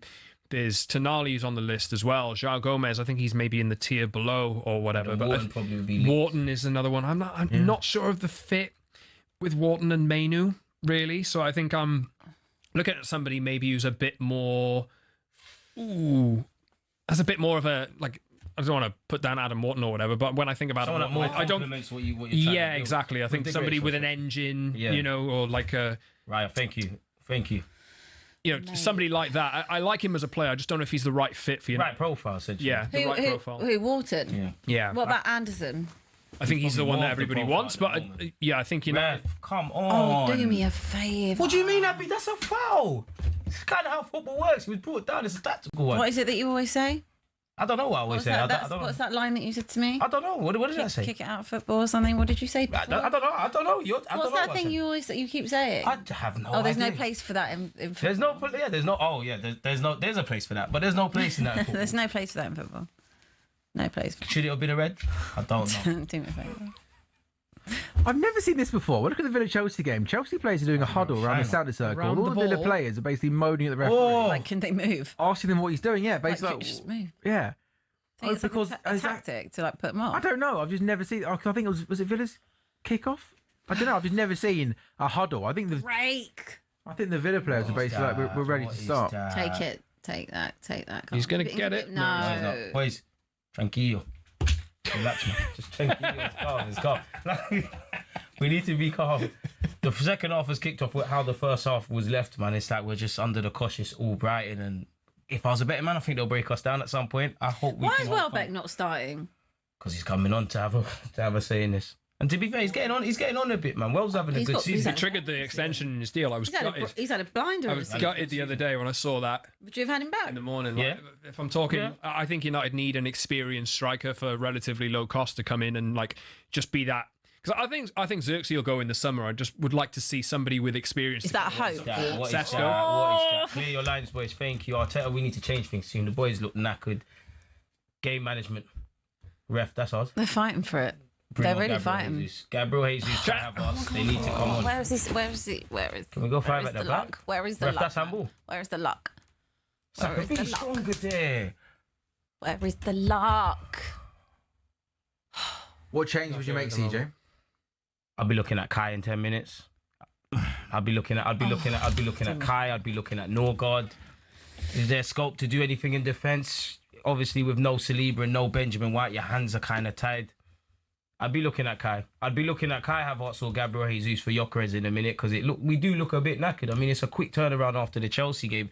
I understand we're going to be under the cosh for large periods of this game, but we need to kind of throw something back. We haven't done that beyond obviously scoring. Like, does it surprise you at all at how Arsenal don't seem to be able to like dominate games? Even though you are, like in terms of like possession and we do dominate games in terms of possession. Yeah, we're up there for possession shots. We're up there for touches in the opposition boxes, which is to why we get a lot of corners. You couple that with how effective we are from set pieces. Isolated to today, I need us to be able to do that. And I think the only thing we're lacking in that regards is goals. But we do dominate our opponent. We might not play in the most entertaining way, but half the time opponents spend the whole game in their own half. Can I ask you a question? Go ahead, man. If Arsenal play like this all season and then don't win the league, then Arteta's got don't win anything. If we don't win anything, decisions have to be made. Heads need to be rolled, man. I mean, that's something I'm not trying to think about. But again, we came into the season, nothing less than silverware will do. You've got a cup final. You're in a Premier League race. I don't know how we look for the Champions League and the FA Cup, but we're where we want to be in it. Bring something over the line. Like the project thing is finished. It's about winning now. Simple as that. Yeah. Enter with a cross into the box and David Raya collects it. Yeah, it just feels as if Arsenal got to attempt to try and gain some sort of control in this game of football, something they're struggling to do at the moment, CJ. And Mint has come on, by the way, at half-time. Who came on at half-time. Decent pace and around size could be dangerous to Brighton. Played against us at the Emirates a couple of years ago, and actually he's quite a positive threat. I was surprised Brighton, maybe there was a bit of a knock with one of their players, but I was surprised they made a change. But I agree with you, man. We need to get on the ball a bit more. I'm hoping that Brighton's legs start to tire and hopefully there's a sucker punch. We knew that this was going to be a difficult game. We knew between what their manager and what Arteta does in the second half is going to be crucial. 1-0 is a dangerous lead. We haven't always held on to it. So if these boys want to win a league, you pick up 3 points from winning positions in contexts like that. You haven't even had a corner. Are you lot feeling all right? We're all right, man. Like, we can do everything. Asking. We're all right, man. We're all right. We're going to get a second goal soon, man. You probably will because you're that jammy. I hope so, ref. You're that jammy. How are we jammy? We're just a jammy team. How? How? But how, though? Big chance. Such a good ball into the box. Oh, my God, Forest has gone to City. No. Nottingham Forest have equalised at the Etihad Stadium. Yes! Morgan Gibbs-White has scored for Forest. Morgan Gibbs-White, by the way, that is an unbelievable ball from Somerville. And somehow Bowen Wilson and Souček literally all somehow don't get on the end of it. And after 56 minutes, Morgan Gibbs-White has just equalised for Nottingham Forest. And Saka comes forward for Arsenal. He does shoot. And got a shot. His shot does go over. But Scott, this now to say the absolute obvious for Man City is a massive 35 minutes. Oh yeah, like I just thought City would end up like they go ahead in the first half. You just think that they'll eventually win this 2-0 or something like that. But Forest have quality, and it's a great cross in, floated to the back post, and Gibbs. Backheel finish from Gibbs. It's Gorgeous. That is outrageous. The quality on that is outrageous. It's dirty backheel, isn't it? He has to bring his right leg like over the other leg. That is some finish. And I think brilliant. it kind of goes through Donnarumma. I just think the goalkeeper's just not expecting it, is he? Meanwhile, this is no good. This is not good for Abbey. City will end up winning that game. This is no good on both ends of my spectrum. City will win the game. CJ, I need City to win. They need to. No, listen, we need to focus on us. So City are going to end up winning that game. Listen, big up Nottingham Forest. I've seen this script. Anytime you think they're going to drop points, they find the winner. How's the script going to end tonight then? Erling Haaland 86-minute penalty? Man City 3, Nottingham Forest 1. Get back, Lenny. I mean, this could end with like. Oh, Reyes made a really good save. Jorginho Ruta with a shot into the ground, then he gets down to the right-hand side and pushes the ball away. Man City almost immediately respawn. I love days like this, Scott, where you got 5 games and you end up just screaming for the next 20 minutes, whatever you see. Ruta's shot is pushed away by Raya. And City had a shot blocked from close range. So City 1, Forest 1, Brighton 0, Arsenal 1. Could be a monumental night in the title race if City do end up dropping points, Abby. Yeah, I mean, it also could be a huge night in terms of relegation as well. It'd be a massive point for Forest, wouldn't it? Massive. Like, just looking at this, let's say that West Ham get a point here at Fulham, that takes them to 26. Let's say that Forest get a point at City, that's 28. Tottenham are on 29. Like, they're going again, Forest. It's so bad. Like, this is where I start to have like heart palpitations when I look at that, because it's so real. It's so big. Yeah. Like, I saw it. Also, West Ham, by the way, could be one up as well. Yeah, I know. Such a big chance. I know. And they look at if any team's looking more likely as well, it looks like West Ham at Fulham. Yeah, to be honest, it's really bad. It's really, really bad. And I think that Igor Tudor said that tomorrow night isn't a must-win. I mean, did he say that? Huh? Mate, what are you looking at? Did he say that? Yeah, I'm pretty sure I read that before. I'm pretty sure I read that. You can't have said that. I mean, every game for Tottenham is a must-win. Fans up the wrong way. What would you do tomorrow if Spurs lose to Palace tomorrow? Would you get rid of him? Can't sack him after 3 games, can you? It's short-term appointment. He said. Let me tell you what he said. Just wait. Before we answer that question, Scott, you saw that cross that Sunderland put into the box. Yeah. I've never seen 3 players attack a ball and all literally get pretty much within a centimetre of it. But not be able to put the ball in the back of the net. It was absolutely remarkable. Yeah. Just incredible stuff here. David Raya's gone down. He's up now. He's back up now, which is. Why would he time waste? Listen, Ryan's an honest lad. Why would he time waste? He's holding the shoulder. I have no idea why he time waste. Why would he time waste? Statistically, we don't waste the most of time in the league. Like, go and look at it. Like, again, I'm not gonna stop mentioning this. Their manager cried about us from corners. He wastes more time than us from goal kicks, and these goal kicks have taken an awful long amount of time, in my opinion. Man, it's got no place in the game. Just gotta keep going. Yeah. Go on, Abby. Yeah, he said. And I don't know whether or not this is to try and take the pressure off of Tottenham and the players. Igor Tudor has claimed the threat of relegation is not real pressure and urged his players to take responsibility heading into crucial weeks of the season. So to say it's not real pressure, I mean... What did he expand on that? Mate, what do you mean it's not real pressure? You're sitting in... Minter! Oh my God. My heart... How's that not gone in? Oh, Arteta, 3 at the back, please. CJ, you're getting battered here. I was scared. I don't know about battered, but Mascara got skinned there. He can't commit. Mate, you're at Minter. Goes How like he's not even there. And he's trying to do the right thing. Back to Ruta. He's trying to do the right thing. And it comes off Trossard and goes over the bar. Arteta, we might have to go to a back 3, man. Lucky. Oh, we've read our luck far too long, man. You make me I do expect to concede. Minter comes in down the left-hand side, puts the ball across the face of goal, ends up coming off an Arsenal player going out for a corner. How that goes in, I don't know. Corner comes in, that's a great defensive header from Declan Rice. But this at the moment, that's a free kick. We have to give him a free kick. This is all at the moment, all Brighton. How did that not go in, Abby? But just because they're lucky, but these are the things like Brighton have absolutely peppered them for most of this game. And look, if you're going to win the league, it's fine margins and fair play to them. City score! Fine, good. I can just relax a little bit on that one point. Man City 2, Nottingham Forest 1. West It Ham comes. could West be- Ham! West Ham! West Ham! Great finish by West Ham. Lions! The great escape is on. Come on, West Ham. Let me stay humble and focus on Brighton. Oh my God. Rodri scores from a corner to make it Man City 2, Nottingham Forest 1. And Scott Saunders, you literally a couple of minutes ago said if any team is going to score here, it is going to be West Ham. They've been outstanding in the second half. And it is Crysencio Somerville who puts West Ham in front at Fulham. Abby Summers, I will just, not that you need reminding, but people at home might need reminding. As things stand, if West Ham win this game, they go... Chelsea could... Palmer scored. Oh, and Cole Palmer scored for Flooding Chelsea. in, and there could be a Yeah, that's good to see. Cole Palmer scoring. By the way, Crysencio Somerville takes the goal really, really well. Lovely, lovely finish. But Abby Summers, how big could this night be in the relegation battle? Yeah, it's absolutely massive. What's Leno doing? I don't know what Leno's doing. I was just having a look at that Former replay. Arsenal man, doing his part. Love that, Leno. Yeah, mate.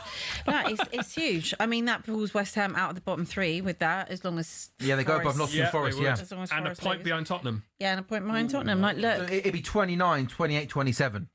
yeah, it's a real possibility. And considering that Tottenham are literally bottom of everything in terms of duels, aerial duels won, in terms of defensive output, capability, attacking numbers, all of it. Like, it's a real thing. Like, I've got this feeling, like, here, this anxious, sick feeling. And it's like been sitting there for it's like been bubbling for the last few weeks. But now I'm like watching this, and I'm watching lots of different relegation games this week. You know, I look at Leeds, for example. Even though they lost the game to City, they gave it a good go. There's fight in them, and I don't think Leeds will go down. I look at West Ham, and I think West Ham, the scoreline against Liverpool, it flattered Liverpool for me. They were unlucky against Chelsea a few weeks They back were, as well. and I think that just Last minute goal against Man United as well, they scored. with West Ham, like they've got a bit of fight, a bit of a dog in them to get themselves out of it. Even though I think Wolves will go down and Burnley will go down, they've both got more fight than I see from my own team. And I'm at a point where I'm like, I don't think we've got anything here. And if I could turn around and say the home Not form, even pride.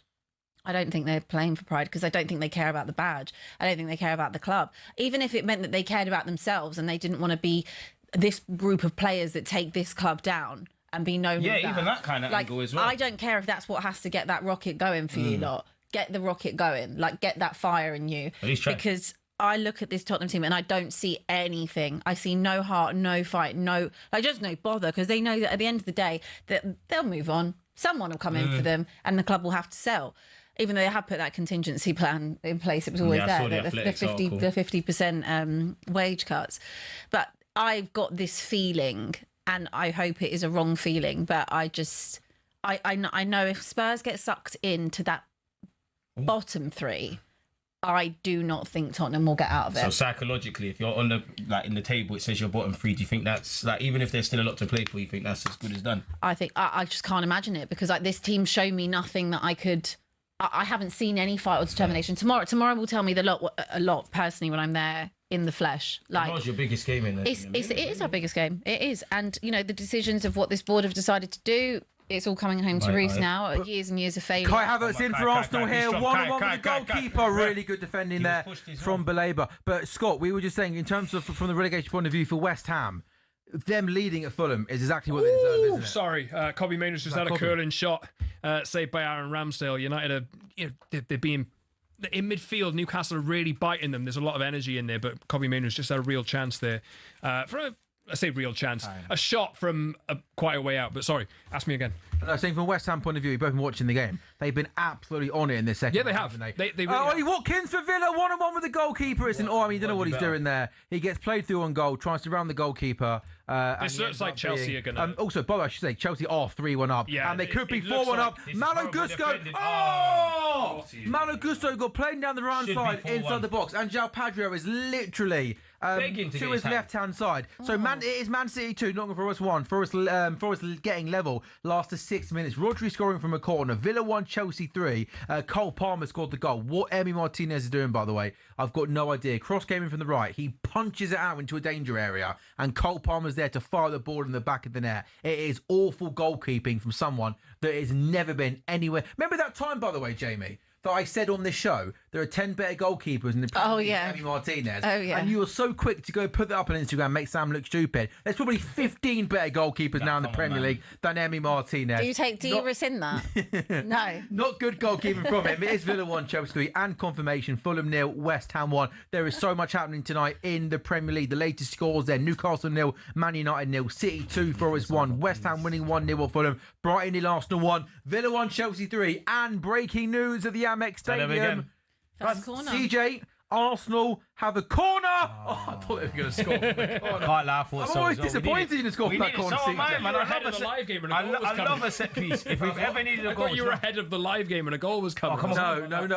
Mascara's been subbed by the Calafiori. Yeah, Mascara's come off, man. He's been all right, but he's on a yellow. We're doing a lot of defending. It just doesn't make sense to have him out there. As talented as he is, it's a learning curve, and we'll have to see. I'm not really convinced in Hincapié as a centre half at the moment, rather than him. I prefer him at left back, but at the end of the day, there's no White, there's no Saliba. We've got what we've got. We're just gonna have to make it happen. I do want to see Norgard 10 or so minutes into. He hasn't played him as much as I thought he was. I thought he'd use him in games like this more often. It's a weird one. Clearly, we got rid of Thomas Partey. I think if Partey stayed, or if the club, kept Partey and brought in Zubamendi, you would see more rotation. Norgard is nowhere near, the quality of a Zubamendi or whatnot. That being said, Zubamendi, I think at this point has played the most minutes of any player in the Premier League. Who's that? Sorry, Zubamendi. Like he needs, and it's his first season in this. He does need a bit of a rest. No!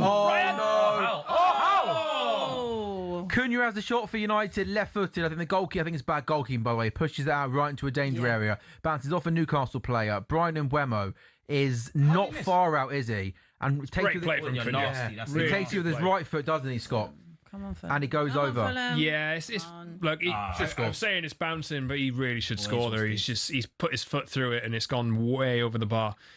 He had the opportunity to keep it down there. Really good work from Cunha. Maybe it's bounced in front of him a little bit, but really he's got to do better there. And I'm just looking up at this Aston Villa Chelsea game, and every time I look up, Aston Villa are so high, and Chelsea have this opportunity. Don't, CJ. Don't. Why? He was pushed. Sorry, he was moaning about pushing. There's a push in the back of an Arsenal player. Look. Come on, Abby. There's a push on Magalhaes. Why does everyone keep pushing Magalhaes? Here he comes. Here it comes. CJ. Is he going to do the damage, you think? I've seen this script, man. Welbeck, remember? He has a brilliant record scoring against Man United. I'm not sure. And us. And you as well. Yeah. It's our fault. Neither club should have got rid of him, really. Oh, Danny. We sold him to you, didn't we? Yeah. He was actually all right for us. Yeah. Admittedly, I didn't want him. I was on the verge of tears when we signed him. By the time he left... Was he given a penalty? Was the ref given a penalty at Newcastle? No, surely not. It's Anthony Gordon that got played through, wasn't it? And he then plays a really, really good ball to Ramsey. Goalkeeper, come on, man. Goalkeeper Lomans comes out. Ramsey gets there first before the goalkeeper. Nah, that is not. That's a crazy. I don't think there's enough contact there. That is not a penalty. Yeah, surely. No, he should be booked for diving. Yeah, I don't think there's anywhere. He's given a goal kick. There's absolutely nowhere near. It's one of those, by the way. I think the goalkeeper's got to be careful in those situations, Scott. I think he was. I think he was. No, but I think when you come out, go to ground like that, you're asking for trouble. And I think Jacob Ramsey should have left his leg trailing. Yeah, he's given him a. Got forced to contact. Oh, he's been sent off. Got a second yellow card. No way. No way. No way. That is absolutely remarkable. Yeah, that donkey of the day, mate. Jacob Ramsey was booked off for 26 minutes. Jacob Ramsey has just gone through one-on-one with the goalkeeper. He's rounded the goalkeeper, and then he goes to ground. Is there any contact there? You know what? That angle. He might have had one finger on his shin, but it's not enough contact. He's not sold it enough, man. He stopped running. You've got to leave your leg literally dangling. stopped running. It's more than that. Like, I'm sorry, but that's not a penalty. And you are lucky. 50-odd million. We've been lucky at last few games. I don't think players getting sent off against us. But to be honest, like, if you're going and trying to, we're all talking about like decisions and like open to interpretation and stuff, and players are going to play into it. He knows that. Do you think that's the right decision? If it's simulation, it's a yellow card. Do you think that's simulation? Yes. He stopped running. He's waiting for the contact. He's anticipating the contact and waiting for it. I think this. And then there is barely any contact. I think he's a terrible, terrible referee, and he'll probably end up being in the Championship where we are next year. I didn't think there was any. I didn't think there was any contact. There's not enough contact. I think was there There's any? not enough. I think he's not looking for it personally. João Pedro should have a hat trick here, by the way. João Pedro has a Chelsea hat trick. And by the way, things are possibly getting messy now for Aston Villa. Garnacho gets playing down the left-hand side, who, by the way, I don't think I've seen Cunha as a shot cleared. I don't think I've seen Garnacho have a game as good as this in a long time. It can so normally be so frustrating, but he gets playing down the left-hand side here, and he has to pass the ball because João Pedro is completely unmarked. He's not selfish. He passes to João Pedro, and fair play, by the way, to João Pedro. I think he's a really good player. He was a top player at Brighton. He's had an inconsistent start to life at Chelsea, but he's got a regular run of game time at the top of the pitch for Chelsea. João Pedro has a hat-trick, and Abby, they spend money on the summer, and he's now delivering, isn't he? Yeah. Penalty for New. Well, then he should book Anthony Gordon. He's given a penalty. Yeah. He's given a penalty for Newcastle. Newcastle are down to 10 men. Why did it take him so long to give that penalty? Anthony Gordon went into the box. He cut in field. He got taken down. It looked to me a blatant penalty. They took the ref 3 or 4 seconds to give the penalty. I think it looked an obvious penalty. Here comes Gordon up against Bruno Maguire. He cuts in field. Clear penalty. Clear contact there. That is a penalty. Clear contact there. Well done, Anthony Gordon, by the way. Attacking play into the box. He does the shoulder, cuts in field, and Bruno Fernandes catches him. What the hell is Bruno Fernandes moaning about, by the way? Your right knee clatters into his thigh. It's an obvious penalty, and Newcastle deserve that. So after the drama of Newcastle going down to 10 men for a dive, second yellow card, Abby, Newcastle have now got a penalty themselves. Yeah, and it's fair. It's fair enough. I'm not entirely sure that second yellow was a second yellow. I think I would need to see that again. So you think it's a penalty then? It's not. It's not. I still think that might have been a touch. It might not have been enough. If he comes out and there's contact, it might not have been enough. I agree with you. If he comes out and there's contact, he's obviously going to go down, and therefore it's going to be a penalty kick. Well, he should have done it just leg there a bit more. So it's a dive. No, not necessarily. It is. I didn't think there was contact in the first place. He's gone looking for it. We'll come back to that. Maybe United should really, if you've just seen the opposition go down to 10 men. Newcastle have had a lot of energy throughout the entire half, and Gordon has typified it there. And he's what a big moment this is, by the way, to state the obvious, because Newcastle down to 10 men, and they won't get many better chances than this. Anthony Gordon up against Sonny Lamens to give 10-man Newcastle the lead. Here comes Anthony Gordon. Right on the stroke of half time. This is, by the way, he does score. Penalty. Goes down the middle. Sonny Lamens goes to his left-hand side. And Newcastle United are leading Manchester United. CJ there, a chance for Trossard. Timber playing a really good ball. First time shot with his left foot goes over the bar. I mean, it's Trossard. I've once previously described him as the best finisher at the club. And I've also previously said you want balls and moments to fall to him. He's made me look stupid. It's a horrible effort from a good player, innit? And I hope we don't come to regret that with 15-odd minutes left, man. I can't see it happen. This has probably been our most enjoyable period in the second half. We finally got into their half, but 1-0's a dangerous scoreline. We saw that yesterday even. Yeah. CJ, did you always think João Pedro was going to be a success at Chelsea? Yeah, I mean, how could you not? I mean, you saw what he did at Brighton. He reminds me of like a younger model of Gabriel Jesus. Obviously, he's a lot more prolific. I think he was good value for money in a summer where many people sign strikers in. João Pedro's been on form like one of the best. He's really in a good run of moments and whatnot. And you look at the game against us, he really impressed me against Maguire. He's doing well, man. Yeah. I just hate the club he plays for. He's in a good vein right now. I think that's just been the problem with Chelsea in general. They've just been incredibly inconsistent this season. But this is massive for Villa, by the way. I still think Chelsea will buy another striker. Villa, I do too. Yeah. Villa are like fully finished. Yeah, this is it's big for Chelsea as well. Like, we're talking about how big a night it was for them, especially when they went 1-0 down, and to come back like this, unbelievable. Yeah. Oh no, Chelsea definitely will buy a striker though. They'll buy a striker. The way that Liam Delap looked the other day, he literally looked like Pony. They still got Nicholas Jackson. He could have been in non-league the other day. And it's weird because João Pedro, at least I'm not a Chelsea fan, of course, but he looked like he was playing in a bit of a 10 role in his early part of his Chelsea career. Yeah, he was. I think at the start of the season, I think Maresca was unsure. He was, and he was. Oh my goodness me! No, tranquilo. Goal that was, by the way. Elliot Anderson have just equalised against Man City in the 75th minute. in what could be a massive moment in the title race. Gibbs White equalised to make it 1-1. Elliot Anderson has now made it 2-2. Abby, what a night this could be. This is actually a terrible evening. No, that's amazing. What about the strike, though? What about the goal from Elliot Anderson? It was a really great strike. Literally, as I looked around, it was hitting the back of the net. But it's huge. We said the last couple of weeks that Forest, again, under new management in Vita Pereira, they've looked up. They looked better. They were unlucky against Liverpool. Hank Happy, I love you, mate. Really unlucky against Liverpool to lose that game. In the last few moments of it a couple of weeks ago. Oh, by the way, he plays a lovely 1-2, Elliot Anderson. Gets it on his right foot and he curls the beautiful finish from outside the box to the left-hand side of Donnarumma. It is an outstanding finish.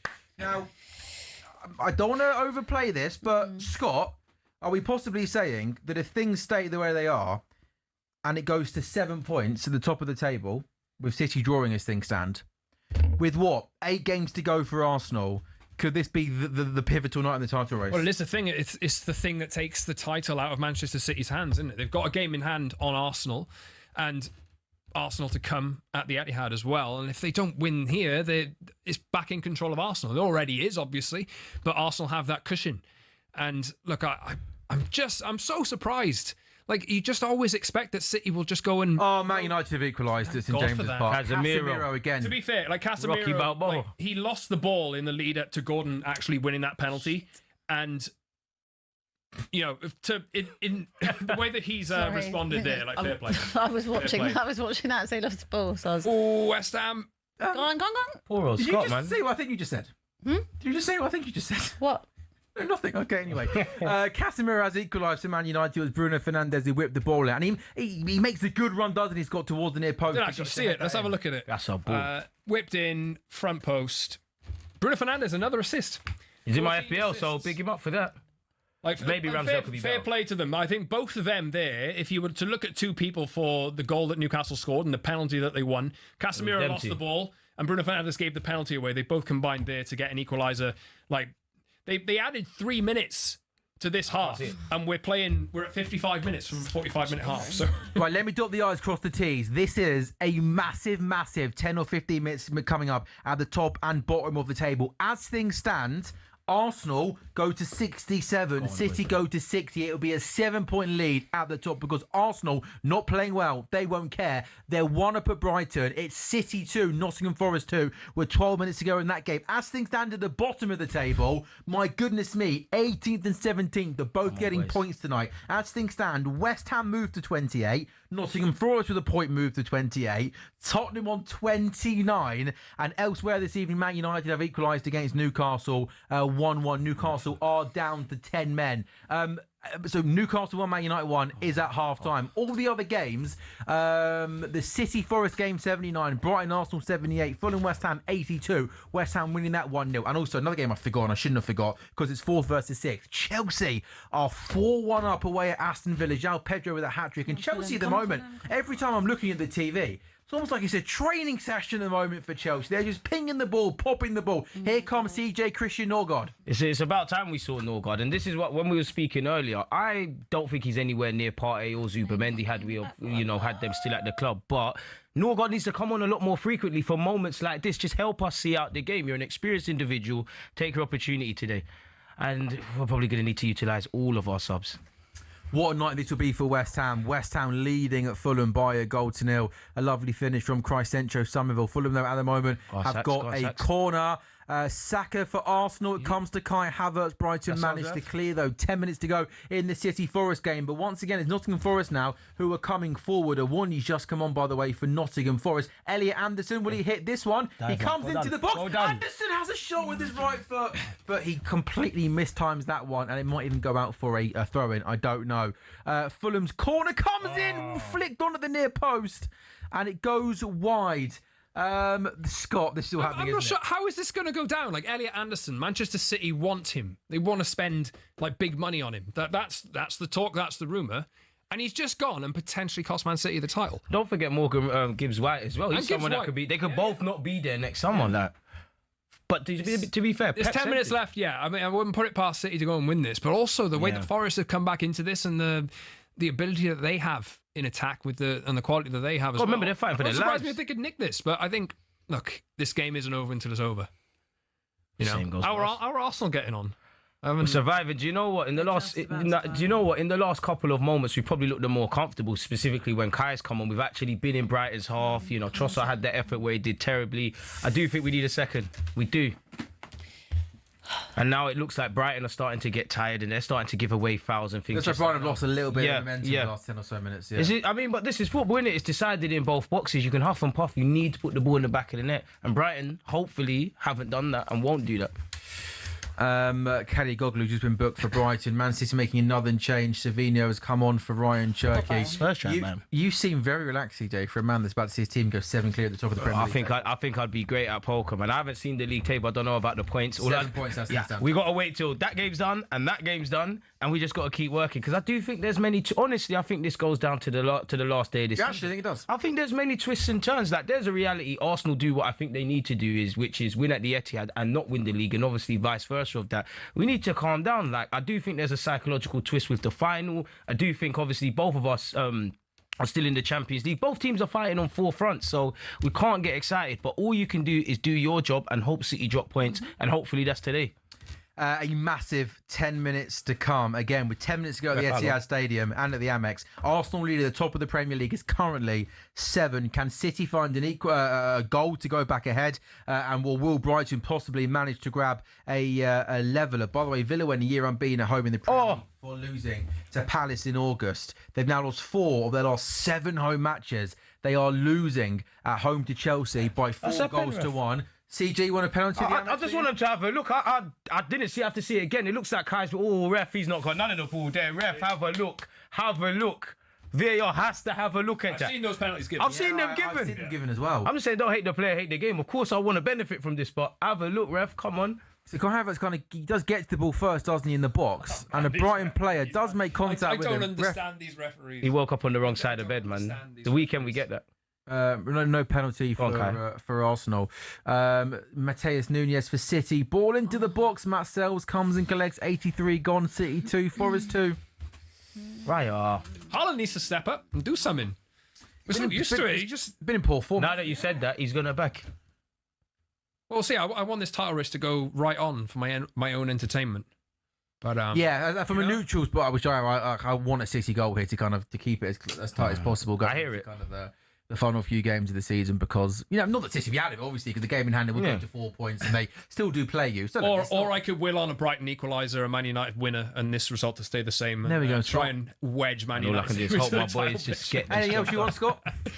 I want that. If I'm picking anything, that's what I want. We'll see. And we have conceded a lot of... what a save by Mads Hermansson!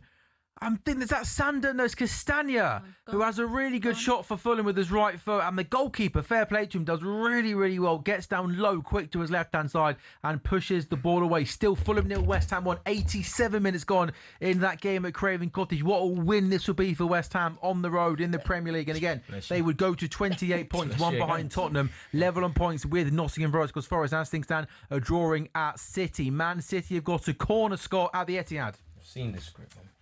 You've seen this script? I've seen this script, man. I don't have, like I say, I don't feel like I have the same confidence in City that I've had down the years. They might get one over the line here, but they haven't got that same verve about them. It just seems a bit like Pep said. They couldn't drop points like in his pre-match before this. And he talked up Forest as well. And the corner's coming in, foul on the goalkeeper potentially. It's gone out anyway, but.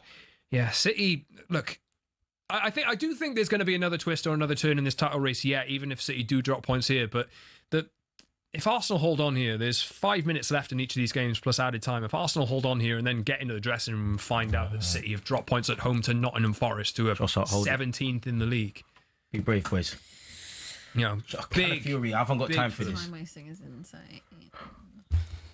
Oh, right, other teams do that. It's crazy. No, I didn't know. I thought it was only David Raya that they count how long he's been on the floor and whatnot. Ref! I do respect it, to be fair. Like of course, you've seen Alex Ferguson. We're learning from the best. Exactly. And going from what they were. I always remember that game when Brentford came up. Remember Exactly. Friday night, first night, and we of the got season, absolutely bullied. And they absolutely bullied us. And I look at like what Arsenal are now compared to what they were then, and I think, like, fair play. I respect it. Like, I don't love watching Arsenal. I think they're quite boring, to be honest. But I hear that. But I love it though. I like boring. At the end of the day, yeah, you should revel in it, to be fair. Like, you really should. As long as the team are doing the job, and as long as they're going to go on and win the league, you can absolutely justify it, because the aim of the game is to win trophies. Yeah, man, just left foot in front, just left foot in front of the right. Win today, win in the FA Cup. Obviously, win against Leverkusen and just keep it moving. Winning is boring. I like this, because when Arsenal were doing this entertaining thing, what did they say? We was very naive. And this is the game. This is what football has become. Like, when have you last seen it? Honestly, how many games this season have you watched that entertaining? And regardless of how it's kind of panned out, like, what game was it recently? Was it Burnley-Brentford? Ask either manager how they felt about that, whether they won or lost. Football isn't nice at all. The ball isn't in play as much. There's more set piece goals going up. I'm here for it. Of course, I want to play the Wenger. Do you know what came up for me? Like, I was scrolling around the other day, and the replay of the '99 semi-final replay between United and Arsenal came up. And the speed of the game, the entertainment in the game, and even the Dennis Bergkamp penalty, which came about like in injury time, there was like a turnaround of about 45 seconds from the decision being made to the penalty being taken. And I thought, football was so much better then. It really was. It really was. Now we've just got this game where everybody's trying to get. And I respect it completely. Like, do whatever it takes to win. Do whatever it takes. It's the dead balls now in football now. But, you fall out of love with it a little bit, Cycles, man. We'll be Although back. then you can get like 30 minutes between Wolves and Liverpool last night, and you can back. And that game, exactly. Oh, Haaland wants a onside? penalty. Kai, please, man. He's Kai, not please. getting the penalty. Kai, I think you're offside anyways. If you're not, please, decision making, my boy, please. And the City game, there's a shot from Rodri which comes into the box. I tell you what, It's not. I think the Forest player had a tiny hold of his shirt. Then he went down. More. He just didn't hold on to it for long enough. 88, Man City 2, Forest 2. 87, Brighton 0, Forest 1. 91, Fulham 0, West Ham 1. Villa, Chelsea are a bit behind. Chelsea leading by 4-1. Another ball into the box on the right-hand side at the Etihad Stadium, and Forest managed to clear. Forest in the last 5 or so minutes are dropping deeper and deeper and deeper. They've pretty got 9 men on the edge of their box, desperately trying to defend as Ruben Diaz stands one up to the back post. Savinho. Nico Williams does really, really well to get back in, and he goes out for a goal kick. Arsenal have a corner. Yeah. Oh. And Bart Verbruggen does okay. That was very strong there to me. Yeah. And I still think goalkeepers, the key to stopping these corners is just be strong, man. Don't worry about take anything in your way. Chelsea could have a fifth here, and Garnacho. Oh, he should score. Simple ball across the face of goal. He's literally a couple of yards out. Just should have dunked that over the goalkeeper. But Martinez goes to ground and manages to save. I still think from corners, CJ, that something that goalkeepers always seem to be worried about. What's in front of them and trying to just don't worry about that.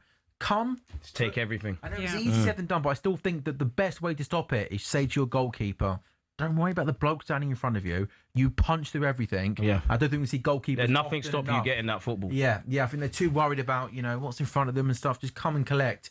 Morato and Yates are on for Forest, which I think tells you everything you need to know about how Nottingham Forest are going to approach these final few minutes. 30 seconds left of normal time. And then we will have a look and see how much added time is going to be added on, which is going to be vitally important at the Etihad Stadium, because it is Man City 2, Nottingham Forest 2. Arsenal, as things stand, will go 7 points clear of the top table, because City still will have that game in hand. How are you feeling, Scott? What do you reckon is going to happen? The way that it's going, it doesn't look like City are going to... It looks like these games are going to peter out, but City needs to do something. They really do. They had the opportunity in their hands. They've worked so hard to get this opportunity back in their hands. 7 minutes added on. To go to play Arsenal in a few weeks' time and have the opportunity to go and beat them, to overtake them with that game in hand as well. They're just letting it slip through their grasp. 7 long minutes, though, in that game. City 2, Forest 2. Abby, what do you think is going to happen? How are you feeling? Talk to me. I'm not feeling good, in all honesty. I'm not feeling good at all. Not even from the hating Arsenal perspective. I'm in a bad way when it comes to this relegation battle, in all honesty. Saka, man, what is that? I feel like just Forest, West Ham winning, Forest getting a point. This is really really huge. Like, it's genuinely making me feel sick. From a title race their point of view with City, I mean, this... Oh my God! I thought they did it on my life. He had to score that. Ryan Yates. I thought he did it. From a corner, Ryan Yates... I'm going to regret that. Is completely unmarked a couple of yards out, and his header just goes wider than near post. Absolutely remarkable. Don't they? Everyone's got to be knackered, though, man. These midweek games are a slug. Look how many games they're playing. Like, we're all playing them. That's what I it's said all at right the for start. you. You're only playing 4 weeks. That's what I said at the start. I don't really care about the performance necessarily. Of course, I'll analyse it, but it's results. This week, midweek fixtures, it's just all results. Just get the 3 points and get home. So there's 7 added on at the Etihad. There is 7 added on at Brighton as well. Man City have won a corner then at the Etihad Stadium. Morata with a pretty reckless... What are you doing, man? Ref, the guy's down. You can't do that, man. And it's this Veltman guy again. It's him again. Oh, my God. But we're the villains. We're the bad guys. Ref, Saka's leg is hanging on. You got to let him get... It's hanging on. It's hanging on, is it? It's crazy. Don't let him do that, ref, man. Come on, book him. Look. It is good. Good. Boy, I love to see it. That's got no place in the game, man. Please, come on. This is just so important. This is so important. God. You got to enjoy it, man. Oh! Man City should have scored. Is that Rodri? Penalty. He's claiming a penalty. Please, I'm begging you, just give me something. City please. getting down the right-hand side. Ball takes a ricochet to Rodri, whose shot goes wide. He's down holding his ankle. Please. There's a melee in the box. Everyone's trying to talk to the referee and say a penalty. Rodri is making the absolute most out of this, isn't he? Let's have a look. Doku dinks the ball back into the box. Aina wins the header. Savina does well to get to the byline. He then puts the ball back across goal. It takes a deflection. And then Rodri comes in and has a shot. And he's saying that Ryan Yates clattered into him. Abby, do you think it's a penalty? I need to see it. Hold on. He's saying that Anderson's... So for me... It's Anderson that clatters into him. If that happens outside the box and it's a pass and it's a late tackle like that, it would be given as a foul. But I think those ones in the box, when you shoot, it goes wide and then you get taken out, they never get given as a penalty. Be strong. Please be strong. They're not giving it anyway, but I mean, you are right. If it's a foul outside the box, then why is it not a foul inside the... Yeah, I think that might be a penalty. No, but so Rodri has the shot, and it's Anderson, not Yates, I think. Yeah, it's Anderson. And he's late, and he catches him. There's absolutely no doubt. But again, I reiterate, in the middle of the park, it's given as a foul. So when it's a shot in the box, Scott, it doesn't get given, does it? So it should be a penalty, really. Oh! Fulham wanted a penalty at Craven Cottage. Mads Hermansson is reckless and dives at someone's feet, and a Fulham player goes down, and the referee says no penalty. Let's have a look at this replay here. Again, when you see a goalkeeper go to ground, it always looks nervy, doesn't it? Brighton ball in the box. Raya does well. Back out. Thank you, Kai. Managed to do well. Van Hecker. Ruta. Never, ref, never. It comes back out to Minter. Why are we so deep? Cross it. They're gonna. No foul. No foul. It's not gonna happen. It's not gonna happen. It's not gonna happen. It's just not gonna happen. Arsenal is just not gonna happen. You're trying the reverse psychology thing. I'm not. Nah, man. I just know that's not gonna happen. That's that bad mind energy. It's not. It's just not gonna happen. Clear your lines. Why are we dropping the Kai? Carry it. Carry it. Let him foul you. Thank you. Ref. Thank you. Slow the game down, boys. Tranquillo. Thank you. Ref, that's not his first one as well. We need to calm down. They're just going to win that Including game, myself. and that's fine. And that's what you have to do when you're in a title race. This is absolutely jarring me. If you're not on the yellow, you need to take one in these next couple of moments. You need to. They cry about the dark arts and the ball not being in play. Boys, give them something to cry about, man. Just get my 3 points. 2.5 minutes to go in both games, and Man City have got a free kick in the game against Nottingham Forest. I don't know if it looks a little bit too far out to maybe have a shot. West Ham, by the way, the 6 minutes time added on at Craven Cottage, 98 minutes gone. West Ham are hanging on and fighting, and they win themselves a free kick. My goodness me. What a free kick this would be in this game. Man City have got a free kick. How far out was this free kick? Can they shoot? Are they going to try and dink the ball into the box? There is 2 minutes to go at the Etihad Stadium. Big moments in the title race. Bernardo Silva and Antoine Semenyo are standing over this. I think they're going to have a shot from here, maybe about 25, 30 yards out. Semenyo! Oh my God, I thought he did it. It just goes over the bar. He bends it over the wall. Effort. It is a decent effort, and I think it just skims the top of the crossbar, CJ. I think, does it hit the top side? Let's see that again. They're claiming a corner. I think they might be claiming a corner. My goodness me, what a big... Oh, he has got a fingertip. Sells, that is a save. That's a brilliant effort and a brilliant save by Sells. Did the ref give the corner or was he giving the goal kick? Probably not. Has he given it? No, he's giving the goal kick, I think, hasn't he? That's the goal kick. He's giving the goal kick, yeah. Good officiating as usual. A minute left. I think we'll be hearing from Rodri in the coming days. Yeah. Oh, yeah, another one of his... This is CJ, it's not pretty, but Arsenal hanging on. It's so ugly, it's beautiful. I've said it once, I'll say it again. Of course, we need to make sure we get it done, but we just need to get the 3 points. CJ, I know you're a calm man, but my goodness me, this is a big minute in the title race, This is a big minute, you know. Again, it's times like this. You'll look back if we do get over the line in hindsight. This is where the momentum shifted and this is where you won and lost it and whatnot. Of course, everything is still up for debate, but yeah, we need to get this done. My goodness me, City have been bloody dreadful in this second half. By the way, Fulham 0, West Ham 1. West Ham win at Craven Cottage. A huge 3 points for Nuno Espirito Santo's side. More reaction coming up shortly. There is 15 seconds to go at the Etihad Stadium. Man City Scott, they look short of ideas this City, don't they? They do, and Brighton have one more chance as well. Ryan, be strong. Thank you. Ref, what am I saying? There, but attention goes on City now. They're literally over added time here.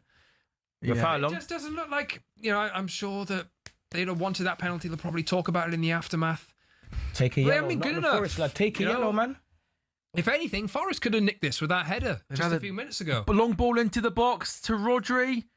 What can he do? It comes out to Nunez. This will literally be the last chance. Nunez on the outside. My goodness me. Olaina went to ground, and I thought, you've got to time this tackle to perfection. He does. Man City have got a corner kick. 7 minutes has been completed at the Amex Stadium. Please. Why would you take it short? I don't know why you'd go short. Get the ball in the box if I was City. You're going to lose it. You're going to lose it. Yes. So poor. Counter-attack. Oh, yes!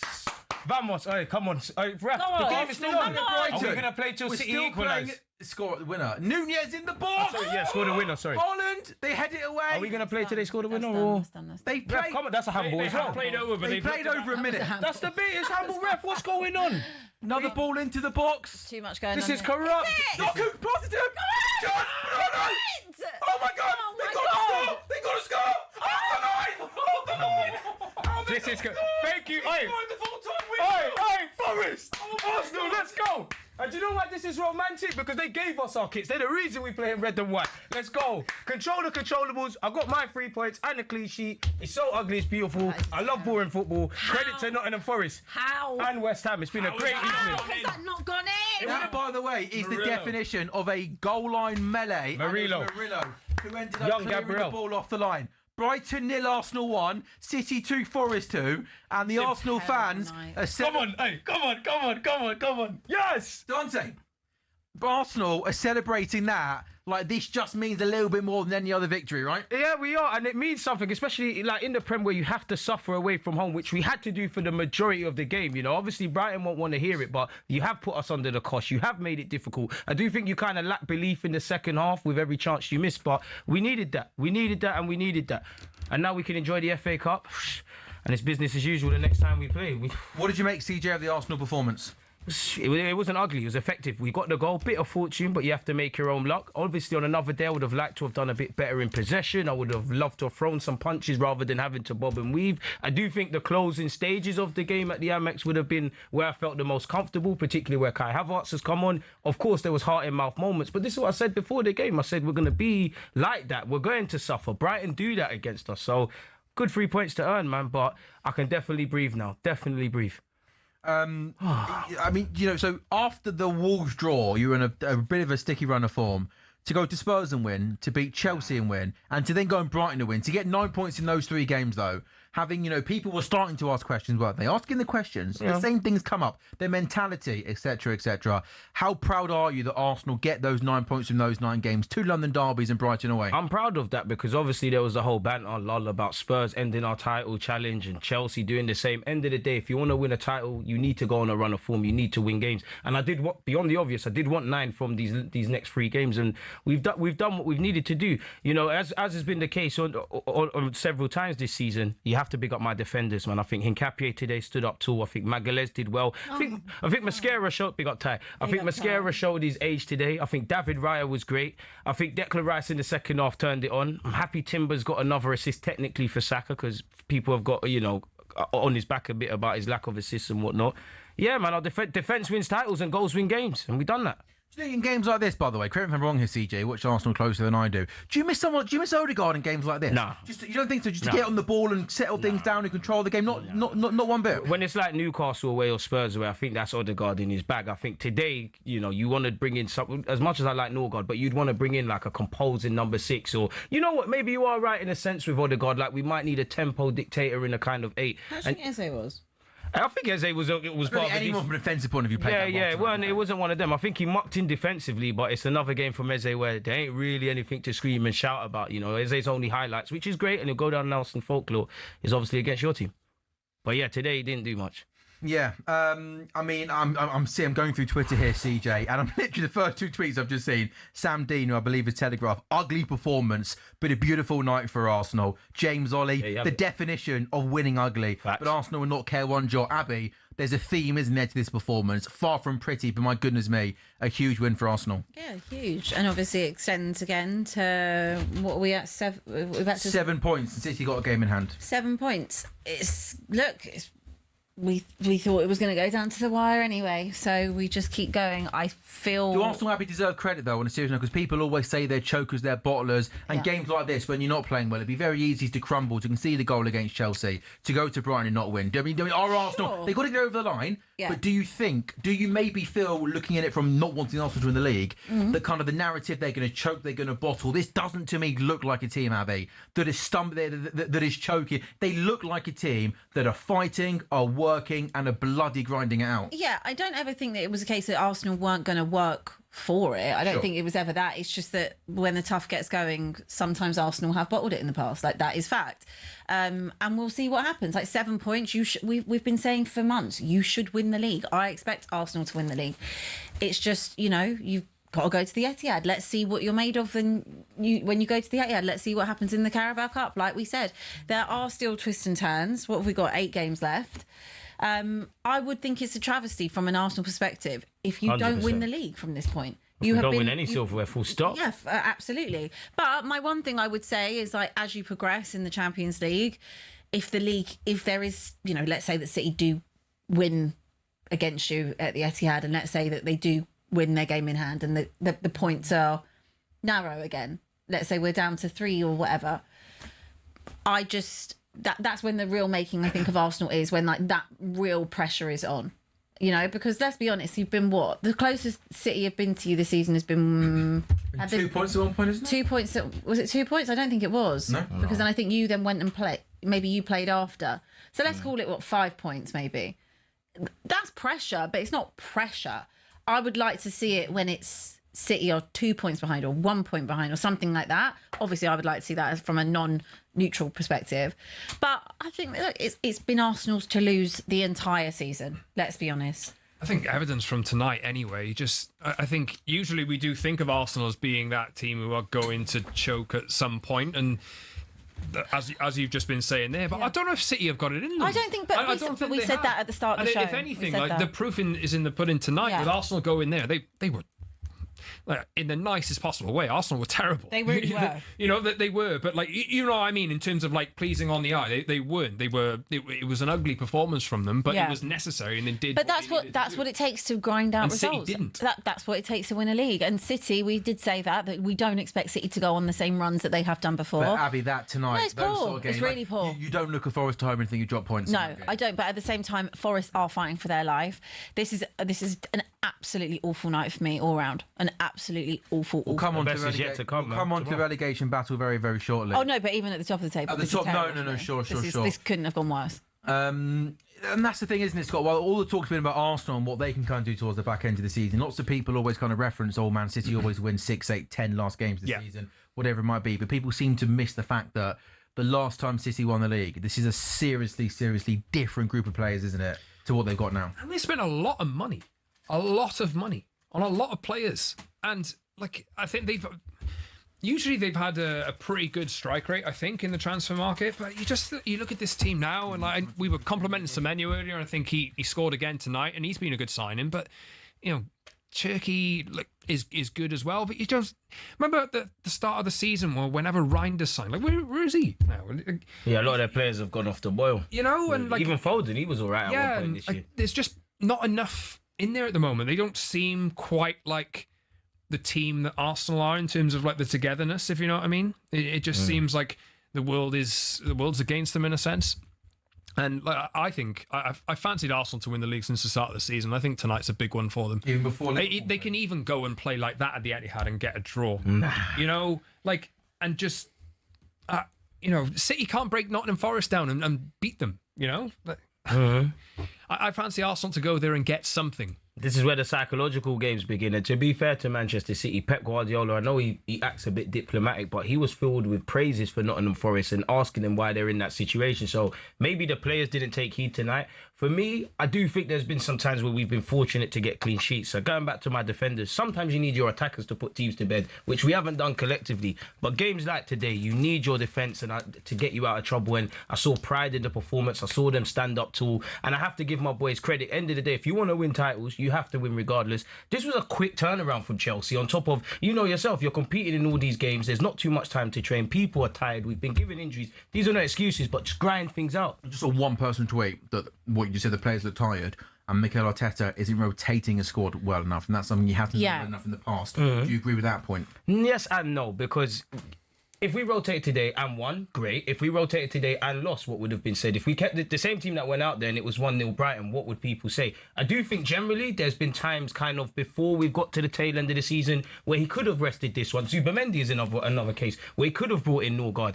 Now, if I'm honest with you, Sam, like a lot of tactics I've queried, when you're at this point in the season where there's 8-9 games left, just get it done, man. I wanted the strongest team to go out there today. Like, you have the FA Cup game to rest players. I think that it's when it comes to the spine of your team, and you look at like ideally Saliba, Gabriel, and you look at Rice, Zubimendi, like kind of, and obviously David Raya, like out of those kind of 5 players, I think everyone else can probably be rotated. But when you look at, well, it's not, he doesn't like to rotate those core players. And I guess Saka as well. But I think that those spine members of it, like, he would rather not rotate it if he doesn't have to. That's why I need Kai to be fit, because I'm not saying it's pretty, but Kai Havertz is going to... He was utilised today up front. We used him in the 10 before his last I thought Gokras was terrible today, I'm sorry. Hey, we got the 3 points, man. You get your time in the sun, man. Just get the 3 points. I'm at the point in this season, I don't really care about... I get you. No, I'm just saying in general, I don't care about no one's individual performances and stuff. We need to get this kind of itch off our back and win the title. You know what's like, do, man? I'm trying to think of the last time Liverpool on the league under Klopp, and we scored lots of late winners, and it kind of almost, not playing well and scoring late goals and being called mentality monsters. And you win the league? You kind of just feel like it's going to be, kind of watching Arsenal like tonight, nights like tonight, where they're not at their best, but they're getting the wins. It just feels like even the way that the goal went in, just terrible. The season contender from and the first few minutes where Baleba lobs David Raya. There is also an element of luck in certain. There has to be an element of luck as well. You don't win the league without luck. You make your own luck. And absolutely, you make your own luck. And fine, cool. Abby, how are you feeling about the top of the table? Horrendous. Feel just awful. Why? Just feel awful. But I know what I'm doing. I know that I've said I will honour work commitments on the 25th of May, which is the Monday, and I'm out of here on the Tuesday. You had a good run. It's been 22 years. Most of your life. I've had a good run. Of Arsenal, going without Arsenal winning the 22 years. They won the league at White Hart Lane twice. With Sol. Look what happened with Sol. You were young then, though. Yeah, but these things leave a mark. They leave a scar. They never leave you. They leave a big scar. Okay, I think the point Scott's making is 22 years has been a long time. Yeah. And hopefully this season you could have lived through, for example, lots more title wins. I don't think you quite comprehend what it means when your captain moves to Arsenal for free. I don't think you quite understand what it means, what it feels like for them to come back to White Hart Lane twice, and win the league. Like 22 years, 25 years, 100 years. It will never make any different, those things that have happened. I love this song. Ever. I hate them with every fibre of my being.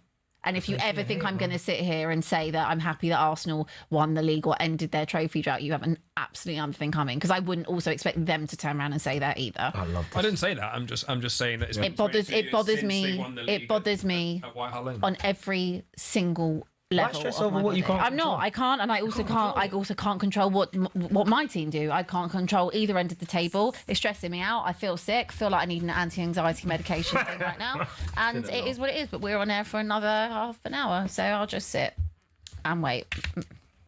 Maybe like peppermint tea, Jay. That'd be nice. Yeah, cool. I'm having an absolutely terrible evening. I haven't even talked about. I forgot your game was still on, to be honest. Well, we've got so much to wrap up, haven't we, from the 7:30 games. CJ, I'll just come back to you. Again, Gabriel was someone that's getting a lot of love on Twitter. It felt like him and Nkape today. It was another monstrous performance from both. I love Gabriel Magalhaes. Like, it sounds dumb, but I do think in the present day there's not many defenders who actually truly relish defending. Gabriel Magalhaes has one of the best mentalities in our football team. And actually, when you look at when he signed for our club and to where he is now, that trajectory will show like us becoming title contenders. Gabriel Magalhaes deserves a lot. I was bitterly disappointed when he got injured last season and missed out on Real Madrid, but it's games like this you need your defenders to stand up to be counted. I just wish generally this season we were kind of singing and dancing about my attackers in the same way we are with defenders, but Magalhaes stood up tall, Raya stood up tall, Hincapié stood up tall, and he's in a good moment of form. Timber the same. I think Rice turned it on the second half. The whole team collectively, we defended well, man. And I also think Kai Havertz coming off the bench did quite well. So everyone put their shift in, man. It's not about the individuals anymore. It's just get the 3 points, get back to London, just regroup and go again. CJ, before we break, that camera's yours. Anything you want to say to the people watching? Just stay calm, man. Put your left foot in front. I look so handsome. But on a serious note, I do, man. That camera's doing bits, but just put your left foot in front of your right. Just keep working hard, man, and hopefully the parade, man. You know, we just keep working, man. I want you to be less relaxed and more happy. I'm relaxed. I'm nervous. I'm anxious. I'm every emotion you could be in terms of a. Are you dreaming though? Nah, the dream is free, the hustle is sold separately. I'm at the point where I don't want to dream no more. Get it over the line. You say the dream is what? The dream is free, the hustle is sold separately. We've got to go out there and win it, man. You do come out with some... No, I'm just waving. Is the hustle not sold separately? Everyone wants to win the league, but you actually have to go out there and do it. We need to keep... It does make sense. Yeah. Like, exactly. Like, the boys have told me for years they want to win titles, and I badly want them to win the Premier League, because obviously if you don't win it, there's conversations you have to have about the manager. For when you remove it from the manager and whatnot, psychologically it'll be a horrible place to be. And I know no one cares, but I don't know how you pick yourselves up again. Like a few shows ago, you asked me, would I prefer the Prem or the Champs? As myself, I want the Champions League. My team's never done it. But if I had to pick for the players, I'd pick the Premier League over the Champs because of that. Like, it'll be catastrophic not to win the league, but nothing. These group of players are too good. They've been together for too long not to win a Premier League. If they're too good, they're gonna have to go prove it, innit? If you're too good to win the league, go and win it. Go and win it. Like, just go and win it. So left foot in front of the right. We enjoy it tonight. Tomorrow, start working hard again, man. Are they going to do it, Abby? Probs. We can't hear you. Probably. Damn, I love this song, man. It sounds like you're getting teary, man. This is music to my ears. Boys, please.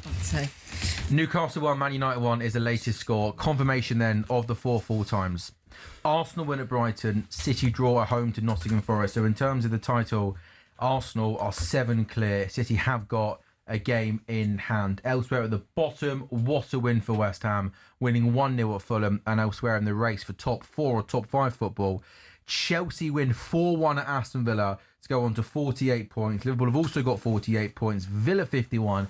United, this thing, Stand will go on to 52 because they're drawing away at Newcastle, but Newcastle have got 10 men and have had 10 men for a lot of that game. Jacob Ramsey, I feel like I was maybe a bit harsh on Jacob Ramsey, by the way. Maybe I should owe him an apology, because I think actually looking back at some more replays, maybe I was a little bit harsh. Say you should be booked for diving. Maybe you're right. It was one of those where there wasn't loads of contact, but he didn't like throw himself to the floor looking for the pen. He didn't appeal for a pen. Newcastle got a corner. Sandro Tonali delivered. Oh, Anthony Gordon, you've got to be joking. He's unmarked at the back post and he hits it wide. He threw everything he could at it. It's a harder finish than what it looks like. Running and bouncing in front of you. Yeah.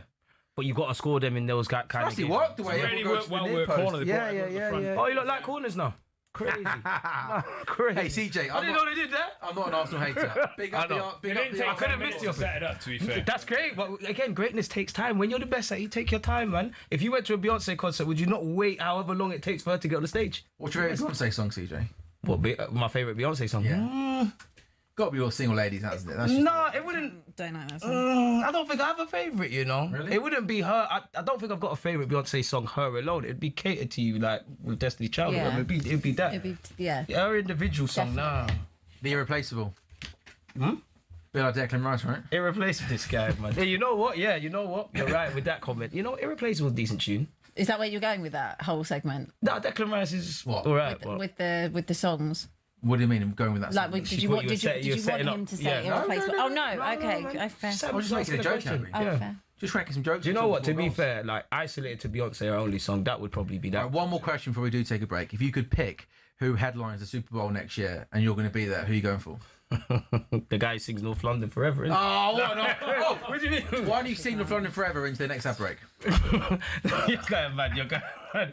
But whatever the weather, the streets are our home. Hey, big him up, man. We need we need a live performance. Oh my God, isn't it? By the way, I think that's Islington Town Council is happening. I think that song. I think it's awful. Actually, but I love it because you lot think it's awful. Where's Abby gone, by the way? She had enough of the song. She's probably going. I don't know.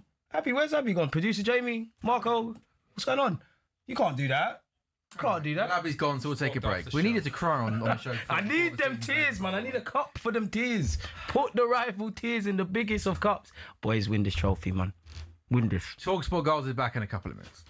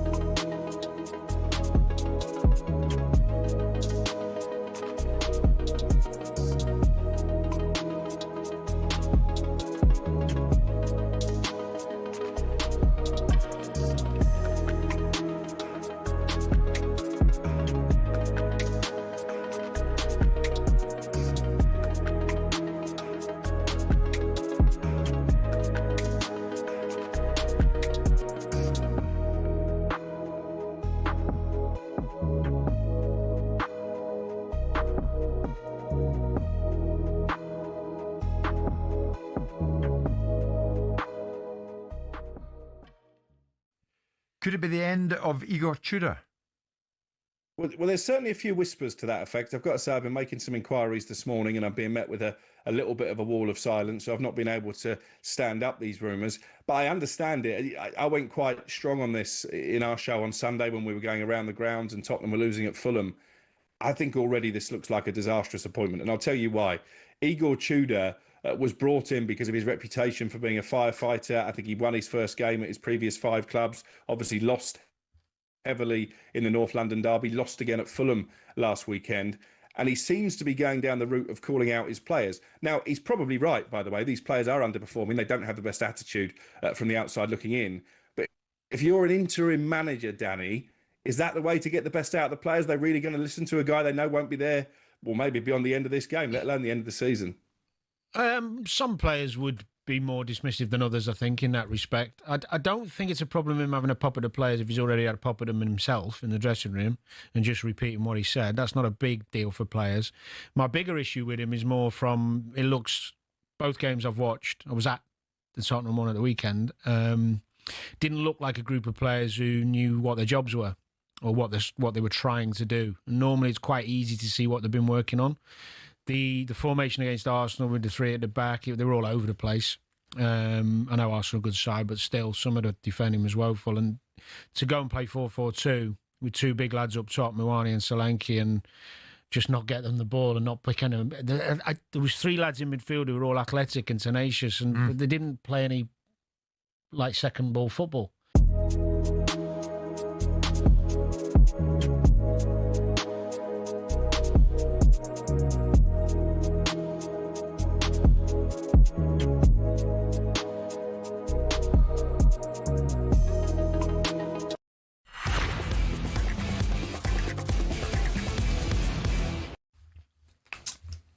And breathe. What a fun couple of hours that was live here on talkSPORT Goals. It is talkSPORT Goals live on talkSPORT's YouTube channel, and also we are with our very good friends at William Hill. I bet Lee Phelps would have enjoyed this evening, wouldn't he? The goals. It's a very Phelpsy night. A very Phelpsy night, isn't it? Night. He's the opposite of Leeds, the man that doesn't like doing it on a under the lights. Does he? He just likes the daytime. Good evening, Lee Phelps. Hope you're well. It's Sam Ellard, Scott Saunders. A bit of a nervy looking Scott Saunders. More on that in a second. Abby Summers, CJ the Ludaguna. What a night of football. And really, in particular, I bigged it up, didn't I, at the beginning in terms of the magnitude of the top and the bottom. And goodness me, it certainly delivered. Arsenal gained 2 points tonight on City. They win at Brighton 1-0. Man City draw 2-2 at home to Forest. West Ham and Nottingham Forest both pick up points. West Ham win at Fulham. Forest get that draw at Man City, and Chelsea thump Aston Villa 4-1. By the way, Newcastle 1, Man United 1. Regular updates on that throughout the course of the rest of the show. And also in the William Hill Scottish Premiership, Celtic have scored a 67th minute winner against Aberdeen to close the gap on the top two. Aberdeen 1, Celtic 1 into the 94th minute. But when we take a look at the Premier League table, the top, Arsenal 67, Man City 60. In terms of the bottom, West Ham move on to 28 points, still 18th. They're level on points with Nottingham Forest on 28, and now just 1 point behind Tottenham Hotspur on 29. West Ham in 18th, 28. Forest 28, Spurs 29. Abby Summers, you are 1 point off 18th place West Ham. Yeah, it's really bad. Like, it's really, really bad. Like, it's actually not even funny, right? That is my tomorrow. Today's to do. No, but stand up to be kind. Igor, was that one? Today's to do it all like that one. You know that one. To be fair, look, it's not funny because we are in March. We have not won a game in 2026. What, 7 games all season? Mm-hmm. 7? Yeah, we've won 2 games at home all season. If we extend that, I think we only won 4 games in the last 2. Wait, what year are we in? What year are we in? 2026. Yeah. Wow. 2026. I think we only won 2 games at home. I think it's like 4 games in total, like over the last couple of seasons. It's absolutely insane. Yeah, like we have sleptwalked into this situation. You know, like the board not sacking Thomas Frank earlier, poor recruitment. In January, when you knew you had the injuries you had, not going and getting anyone that could help, and saying that Johan Lang basically came out and said that he didn't think there was anyone that would benefit Tottenham Hotspur, really, in the whole footballing world. You didn't think that there was anyone of, attacking quality that Tottenham could. Oh my God! Unlucky Lenny Euro, man. Score. Lenny Euro headed into the ground. Good save by Aaron Ramsdale. So that massive oversight again. Abby, yeah, you've spoken a lot about the ownership and there's responsibility on the players. What they've done wrong, and no one could dispute that. But in terms of what Tottenham have got right now, okay, so forget about the players you missed out on. Do you think the Forest and West Ham squads are better suited to this relegation battle? Is that one of your concerns? It looks like tonight West Ham had the fighting quality. Forest had the fighting quality. Whereas it maybe looks like Spurs obviously aren't used to these situations. Maybe just not well equipped for the stress and the pressure of getting out of relegation. They're not as galvanised. No, I think that I think there's. I said it the other day. I think there's a massive arrogance around Tottenham. I think they think that they're too good to go down. Do you think that? Yeah, definitely. I think that they don't care as well. I don't think the players care. I don't think they play for the badge. I don't think that they're bothered really. I think that they think, all right, well, if we do go down, we'll be off. We'll get picked off, and we won't be here next season. As a fan watching these players, you feel like they're not trying, they're not working, they're not fighting. I'll be honest. I don't think we do anything. We can't attack. We can't defend. We don't create. We don't do anything. We don't win duels. We're not defensively good. Like, what do you want me to sit here and say that we do? It's absolutely impossible to look at anything positively at the moment when it comes to Tottenham from top to bottom. What I would say is, obviously, we have got so many injuries, and those players have been out for pretty much majority of the season. The ones that can create and the ones that can make something. We've been absolutely. By the way, you don't even about the players thinking they're too arrogant to get relegated and stuff like that. I fully think there's an arrogance. If tonight has to be the night where they look at their phones at 10:15 and see, goodness me, West Ham win, Forest get a point. Tonight's results should scare the absolute life out of the players, Well, shouldn't it should, but like I said, how much do you care? How much do you care about taking this club down? For Tottenham Hotspur to end up in the Championship and get relegated, for Tottenham Hotspur to be in this conversation, it is disgusting. It is a disgrace. It is negligence, obviously from the ownership, which I'm not even going to keep going on about. It is, and years and years of failure, years of it. But it is also negligence from the team. It's negligence from them. You have a right, okay, as a footballer, to not care to an extent, right? It's your job. But you have a duty to a shirt, to a badge. When you put that on, you play for a club. You play for an institution that will be there long before and long after you've ever worn that shirt. But you're part of its history, right? The second you sign for that club and part of the story. Not one player at Tottenham Hotspur. I'm getting wound up and I'm getting emotional about it, because why don't you care? Why don't you care for even pride? I couldn't tell you one performance this season I've watched Tottenham and say, there they are, they care about the badge, they care about what people think about them, or they've got pride about Tottenham Hotspur. Not one. And you know what? The last thing of that died when Son left the club. That's the last person I can sit and say actually cared about that badge. Do I think Christian Romero gives half a toss? No, I don't. You don't think so? No, I don't. I think Christian Romero... I think let's just be honest at this point. I'm real. He has made points to call out. He can call it out. Surely he does care if he's going out of his way. He cares, but will he still be there next year in the Championship? He'll be one of the first people that is head to the exit. A lot of them are calling their agents as we speak. Absolutely, and having their get out of jail free cards when they leave this club where it is. I don't think any of those players care. Do you know what the one I actually think might care? Probably someone like a James Maddison. I actually think he would care. I think he would care about being in this situation, but unfortunately for him, he's injured, and he was injured basically the whole of last season. Do I think that maybe Kulusevski would care? Maybe. But again, he's not available. Archie Gray's cool as well. I've said to you young before, lad that gets thrown to the wall. the only players that I genuinely would want to keep if we went down would be Bergvall. I'd keep Archie Gray. I'd keep Danso. I mean, Mickey van der Ven, I think, is a good player. I'd like to keep him. Aside from that...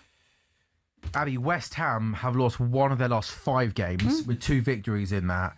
Nottingham Forest weren't in great form, to be fair, before tonight, losing a couple. But again, in the last 5 or 6, they're getting some draws. I always thought that if West Ham were going to get out of it, I've said this all season on the show, I actually thought it would be at the expense of Leeds. I actually thought Leeds would be dragged into it. Leeds' form, having won 4, is not great. But the form for Tottenham Hotspur, Abby, I mean, no wins in 2026. We haven't won in 10 games. New-ish gaffer as well. Like, it's all got to come into I think he was the wrong appointment anyway. Yeah, where you're at, it's only a couple of games, but what have you made? It's very early days, obviously, of